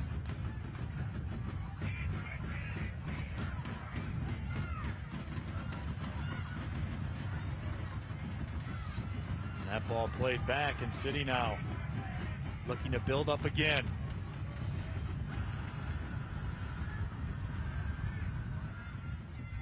25-ish minutes left here. And John, that's always what's intriguing to me about the game of soccer, how quickly a match changes and how quickly what's asked of you changes. And it changes everything. You know, the uninformed bit. And we got a city sub here coming in is Hamaji. So that'll be another body in midfield, replacing Marley Taylor. So no more game-winning goal, all-world chance as Marley Taylor comes off the pitch and Hamaji comes on. Back to your point, Neil, yes. A lot of uninformed people about soccer think that some of the midfield playing different things is boring. Frankly, the momentum changes and the dynamic changes throughout a 90-minute match never really stop. And in a 1-1 game, that second goal is so huge. And Chicago getting it really does change what is being asked of City in terms of position, in terms of shape, in terms of pressure. And it really takes some pressure off of Chicago. They're playing with house money right now.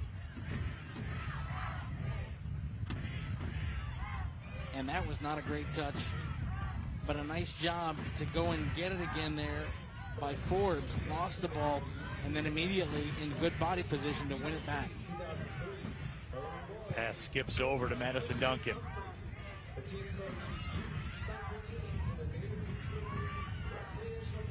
And the Mustangs, John, really stymieing the buildup, or the attempted buildup by Detroit City. Yeah, they've gone to 3 at the back, and they are absolutely clogging things in midfield. They're not pressuring the ball, Neil. They're sitting back and eliminating passing lanes.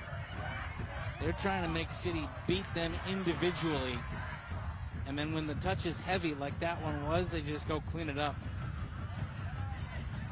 Mallory Olsen gave Chicago this 2-1 lead. Margaret Berry will want that back right through the wickets, and I think it took a little deflection there off of maybe one of her legs. She turned the body and it just went through. She put the hand to the ear to the Northern Guard. I promise you, if City score again here, the Northern Guard will let her know exactly how much noise that they can make.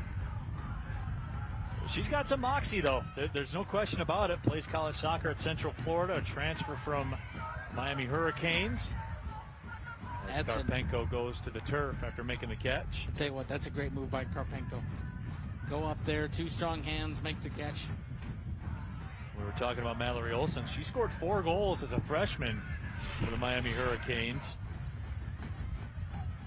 She can play, there's no doubt. She can score. And there you see it's a non-physical game, right, John? Yeah. Most what was it you said a while back? The most physical non-contact sport in the world? Out there. Speaking of talent, here's Nicosia. So efficient in midfield right now, Chicago. This is exactly what Dino Dalewski wanted. And John, as we said, a non-physical game, right? With some stitches. As Schmeiser needs to come to the bench. Gonna need a new kit too. She's got blood on the jersey. She'll get some medical attention. Anybody who says these players don't care and don't give it all, just look at that shot.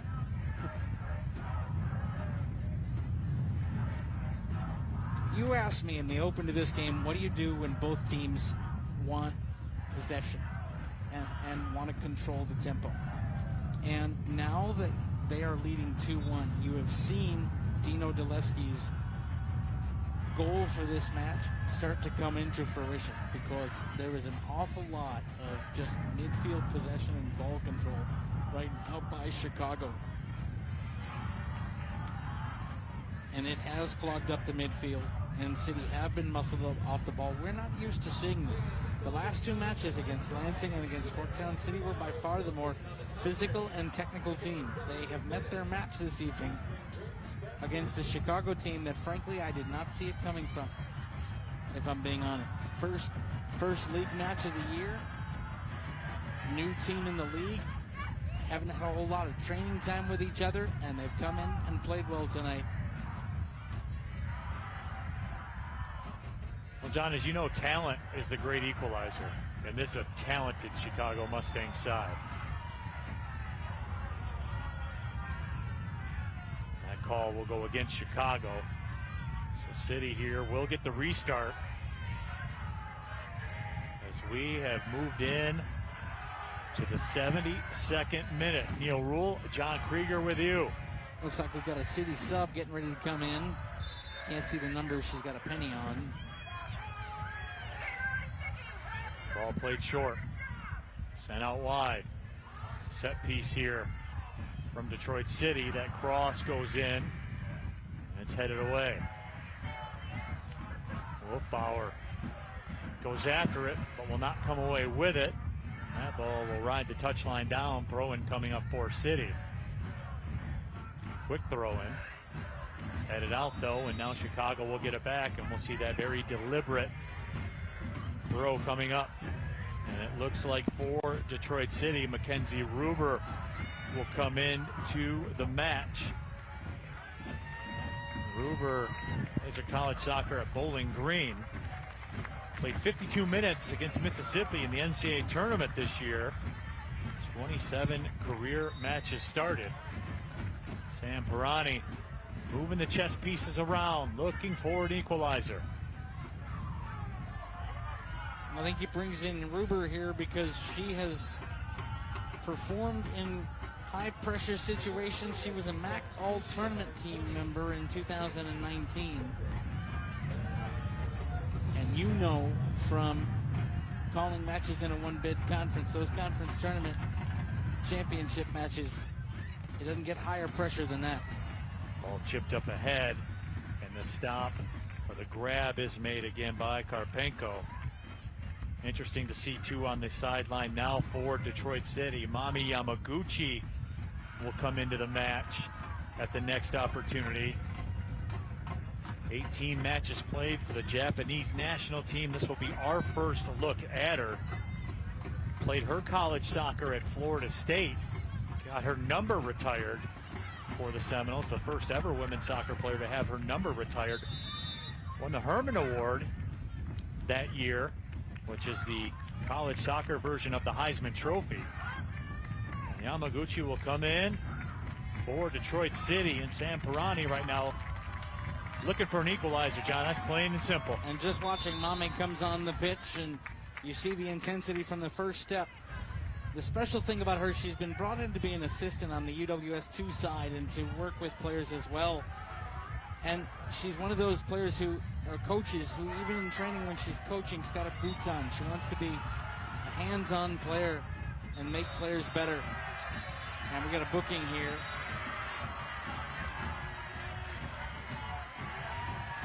Business is picking up as Yamaguchi comes in for Tatiana Mason.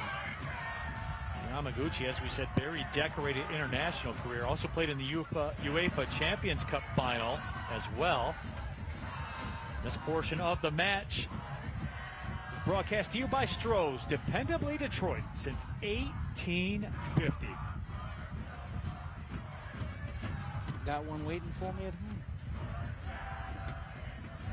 It's not the first time.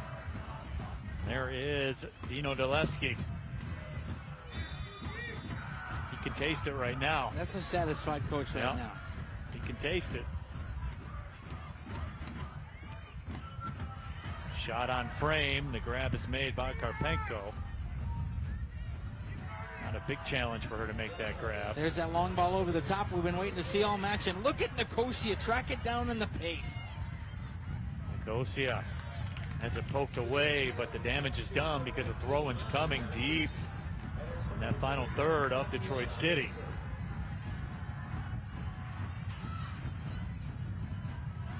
I've been waiting to see that long ball over the top for 70 minutes, and it came and almost caught City out.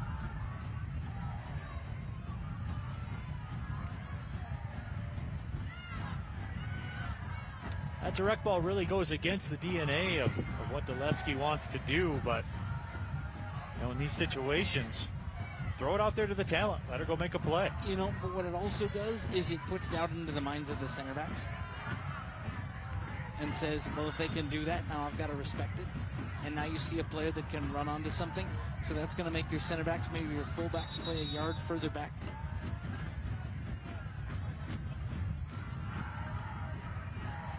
City has to retake the free kick after they tried to gain some real estate.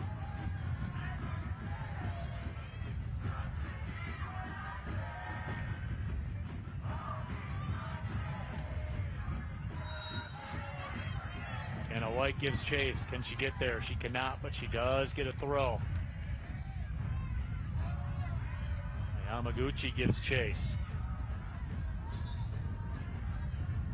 And won another throw.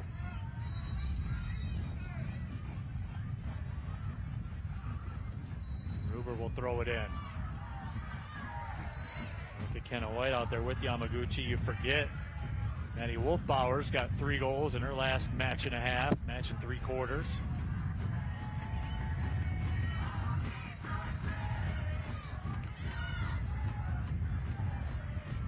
Good touch there for Kenna White. That ball goes just wide of the frame. But there you see the impact, John, of the substitutions beginning to show itself. They bet in. Sam Perroni waited a long time to shuffle the deck, but now he's bringing on fresh legs with pace. Remember, most of Chicago's substitutions took place from minute 30 to minute 60. They're going to have some gas out of the tank. Now you bring in and reshuffle things. You bring in players that can run and control. It's one way to try to give yourself an advantage in the final 15 minutes as City look for the equalizer tonight.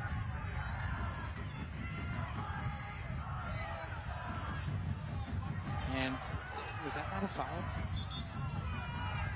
That's surprising with a two-handed push to the back.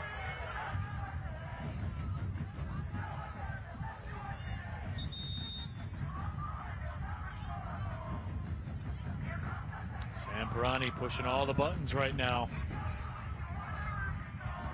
Ashley Zugay, 34 career matches started at Nebraska. Morgan Ritano will come in. She started all 9 matches for Purdue Fort Wayne this season. Kenna White is the player that is substituted out. So one of City's big attacking guns being substituted here.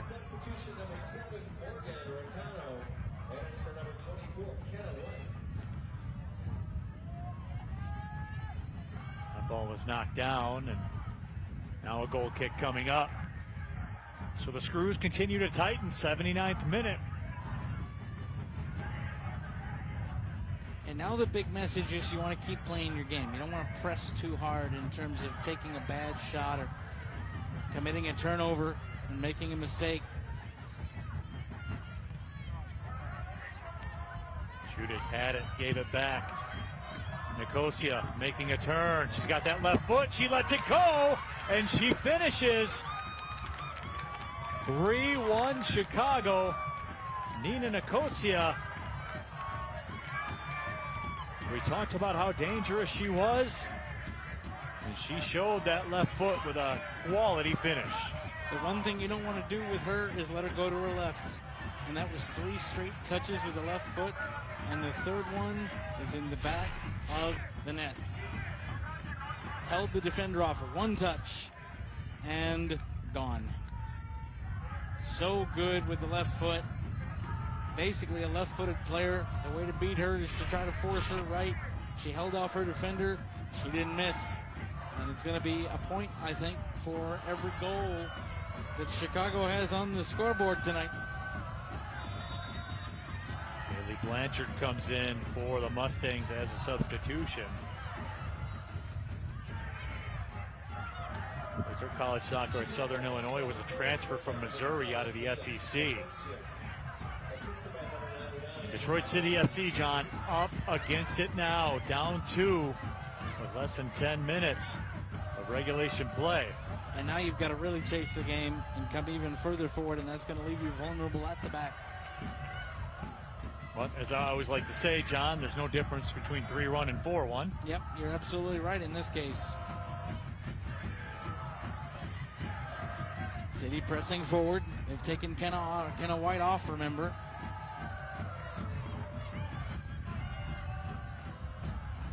Yamaji touches it wide to the right.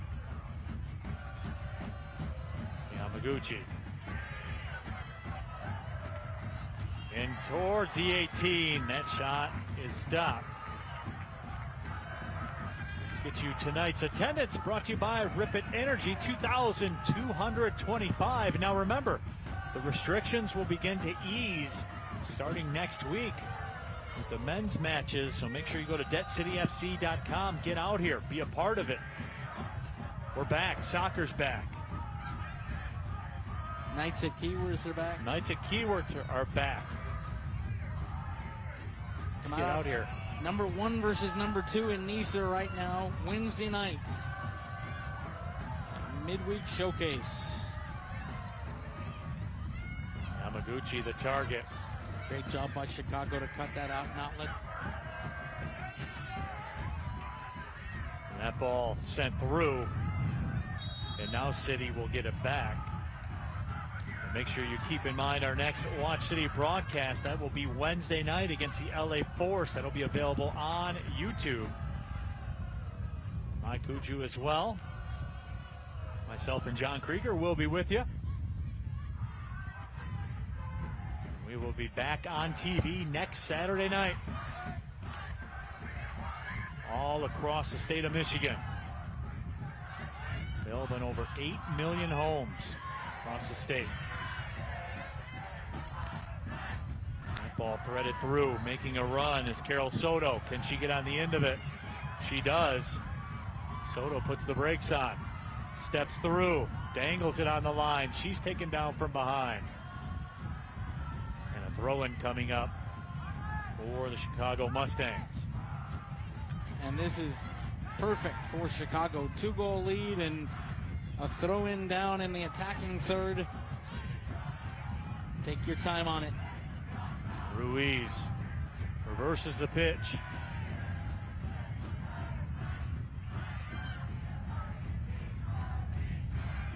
I got to give Chicago credit, Neil. Coming into this match with what I saw of this team, I didn't think it was if City would win. I thought it would be by how many. And they have come in here and played things differently. And I think they've showed UWS that this team in its first year of play in the league is going to be something to deal with in UWS. And again, John, just the talent that's out there on the pitch. You know, and we've seen it on display too. Mallory Olson has been brilliant here tonight. Nina Nicosia is going to play college soccer at Louisville. Plays for the Argentinian U20 national team. Their high-level players, John, have been just that, high level.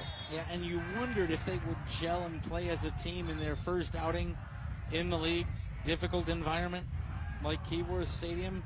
They have played well. Well, John, I like to say talent doesn't need a lot of time to gel. Well, I'll tell you what. Well, it has gelled quickly. Yes. And you said it. Talent is telling. And City are talented too, but Chicago's been better tonight.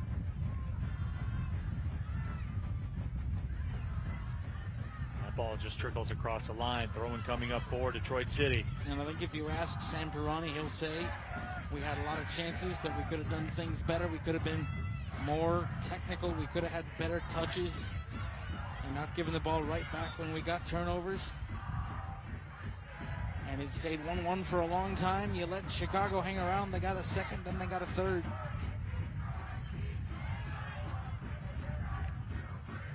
So Megan Miles came into the match for Detroit City FC.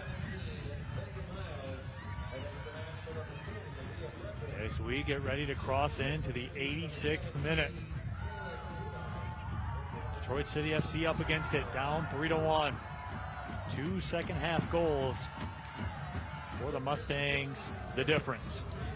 You know, I'm also reminded of what Trevor James told us a while back in terms of coming in here, and Sam Pirani has echoed it. For a lot of players, this will be one of the biggest crowds they play in front of all season on some of these visiting teams.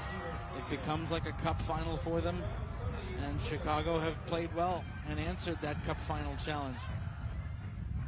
There's no doubt you're going to get all the smoke, literally and figuratively, when when you come in here to Keyworth.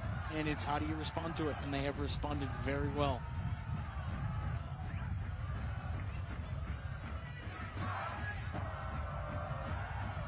Throw inside the 18. And look at that. Chicago is just really content to keep conceding throw-ins anywhere but in front of our goal and in play. Yep, just headed up there, headed out. The positioning on the field for Chicago is anywhere but their own area. Yamaguchi has it poked away. It's pretty good close control there. Nicosia again. She scored the last goal. Wings it out to the left side.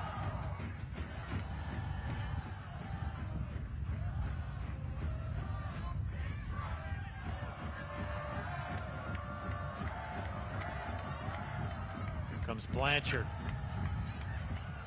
She's closed off. Finds an outlet. Smart, didn't go for goal. Possession more important here. Mallory Olsen pokes it ahead. Nicosia, dangerous again. And that was the difference, Neil, between that play and the goal she scored. She couldn't get the ball on her left foot. City shut it down.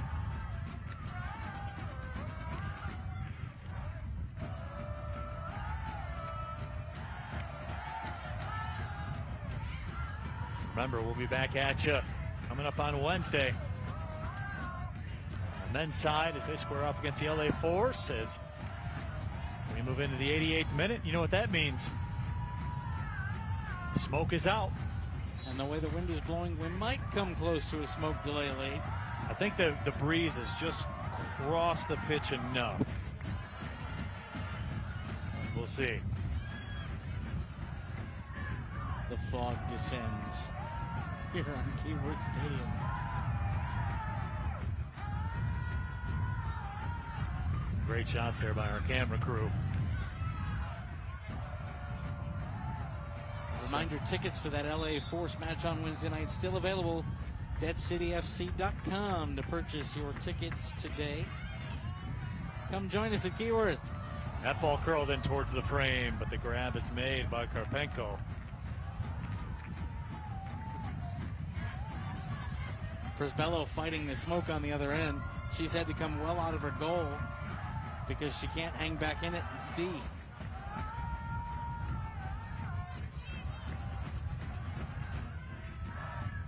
That ball taken by Schmeiser.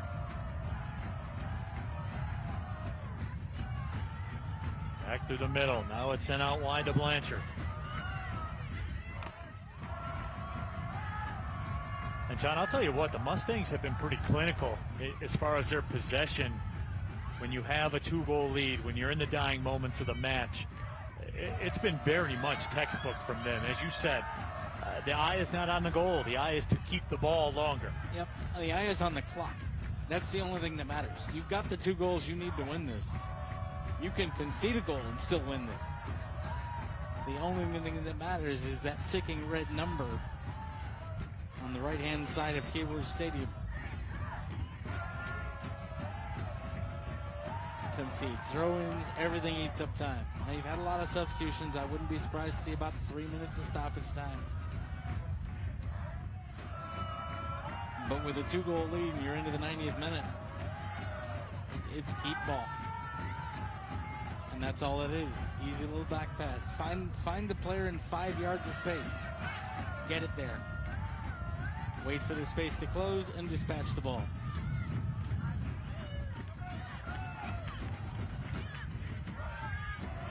Here's City with it. You need one here, quick.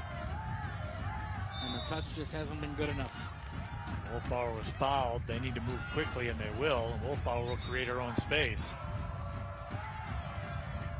Mia Perry says, "What, me?" Yeah, that's an Alfred E. Newman. What, me, Weary? Wolfbauer drives it towards the frame and just over top of the bar. You know what? And that's been City all night, Neil. Half a yard off.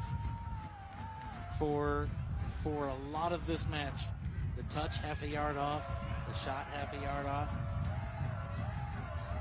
Those nights happen sometimes. But I'll tell you what, this has made the divisional race a lot more interesting really quick. And the 3 minutes of stoppage time we were expecting, I think we're going to get it.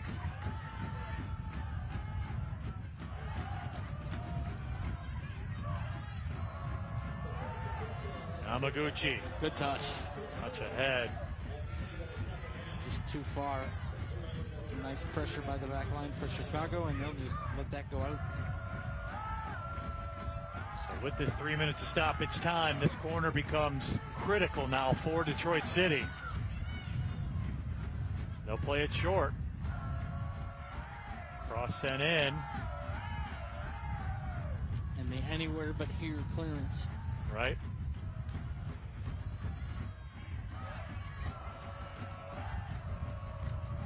It's like when the bar closes at 2 a.m., John. You don't have to go home, but you can't stay here, man. Like, that's the way it is.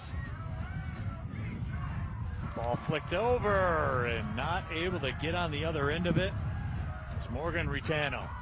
And, John, just as you said, a half a yard away. And it shows you, I mean, for City to have been, they had large portions of this match, Neil, where they were by far had the upper hand. You have to be able to take advantage of those moments. This match wasn't necessarily lost for City when Nicosia scored her third or Olsen scored the second. It perhaps was lost in the 40th minute when City had controlled things in the offensive half of the pitch for 15 minutes, and it was still 1-1. That's where the 90-minute match really comes in.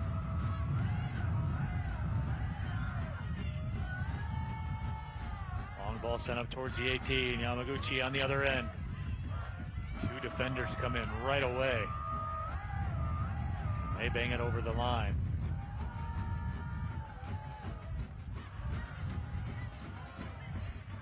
Wolfbauer makes a turn. Her shot. And once again, standing true. Karpenko was right there. And you know, you talk about talented, smart, good kids. Karpenko, my player of the match for Chicago, because she made a couple of key saves in the first half going low to her right, and she's been well positioned for most of the night. You'd say Olsen with a brace, but Karpenko's so good. The final whistle sounds, and the Chicago Mustangs get a 3-1 win over Detroit City FC right here in historic Keyworth Stadium. And John, as you talked about, this was an earned result. There was no trickery to it or anything like that. They came in, and they got a 3-1 win, well earned. I tell you what, Chicago and Detroit, two blue-collar cities, hard-working cities. And Chicago came in here tonight to Detroit, and they earned their 3 points. They hung around. You know, they got an early lead, surrendered the equalizer, got punched in the mouth a little bit, worked hard. Let's take a look at tonight's Save of the Match, presented by Ally. Start saving for what matters to you at Ally.com. And it was Becca Prisbillo early on in this match. And little did we know, John, that would stop a potential hat trick for Mallory Olsen. But Prisbillo came out, gave up her body, and got the stop. And Becca Prisbillo tried her best for City tonight. A couple of the goals, not a whole lot she could do about them, but sacrificing the body there. And a good save of the match winner. So Detroit City FC falls short. 3-1. We will take a break, come back, and wrap this thing up for you. 3 points for the Chicago Mustangs in their first match of the season. They get the win 3-1 over City. We'll be right back with more. This is our Google Fi Watch City broadcast.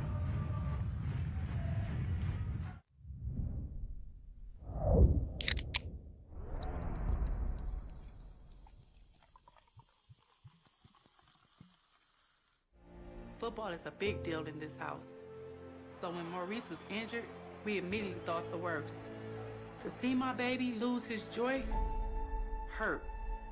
The DMC, Rehabilitation Institute of Michigan, is here to help athletes get back in the game. They're like family.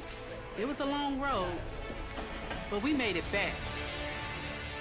DMC, Rehabilitation Institute of Michigan, a community built on care. Goodbye and the spam calls. Hello to a phone plan with built-in spam blocking. See you later, networks that are unsafe. Hello, built-in VPN. Now the networks I join are private. So long, hackers and trackers finding my personal information. Hello to a phone plan that keeps me safe and secure. Goodbye, everything you can't. Hello, Google Fi, a phone plan that can. Chevy is America's fastest growing full-line brand, and people are taking it everywhere. Taking Trailblazer outdoors, confidently taking on new places with Equinox, and taking on more with Silverado. Whatever you do, there's a perfect Chevy to take you anywhere. Find your perfect Chevy. GM employees with a current eligible Chevy lease can get this Equinox for $189 a month. Chevrolet, the best-selling family of SUVs in Metro Detroit. Chevy drives the Motor City. Visit ChevyDetroit.com. The highways and the thruways try to map you, baby. I got your back. To the rest of the world, Detroit is where they build cars. But to your Metro Detroit Chevy dealers and everyone who proudly call themselves Detroiters, it goes way beyond that. I got your back. Detroit may be known for building cars, but together, we all built Detroit. We are one when we get going. Put it in D and see why Chevy drives the Motor City.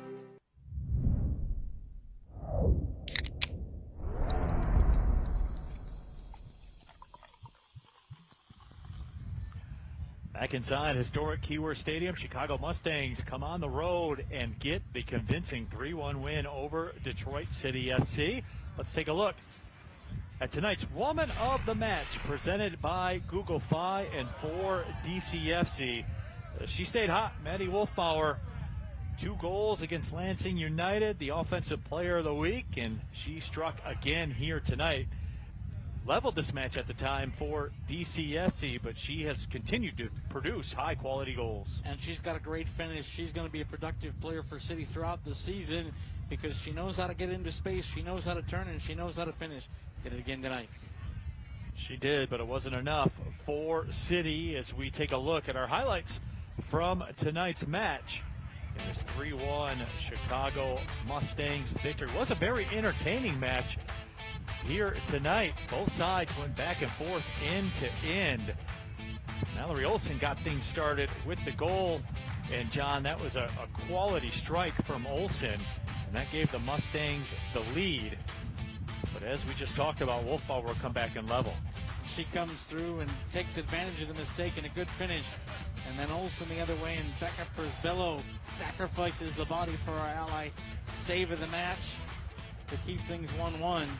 City had chances all night. We talked about it. That's an example of the half yard off. Another example off the cross bar. And then Olsen gets the game-winning goal and gives a little bit to the Northern Guard.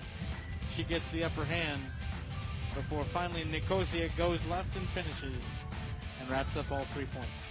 That goal by Nina Nicosia would close the door on City. And as you said, 3-1 the win for the Chicago Mustangs, and for Detroit City FC, all the more important divisional play as far as their side of the division picks back up.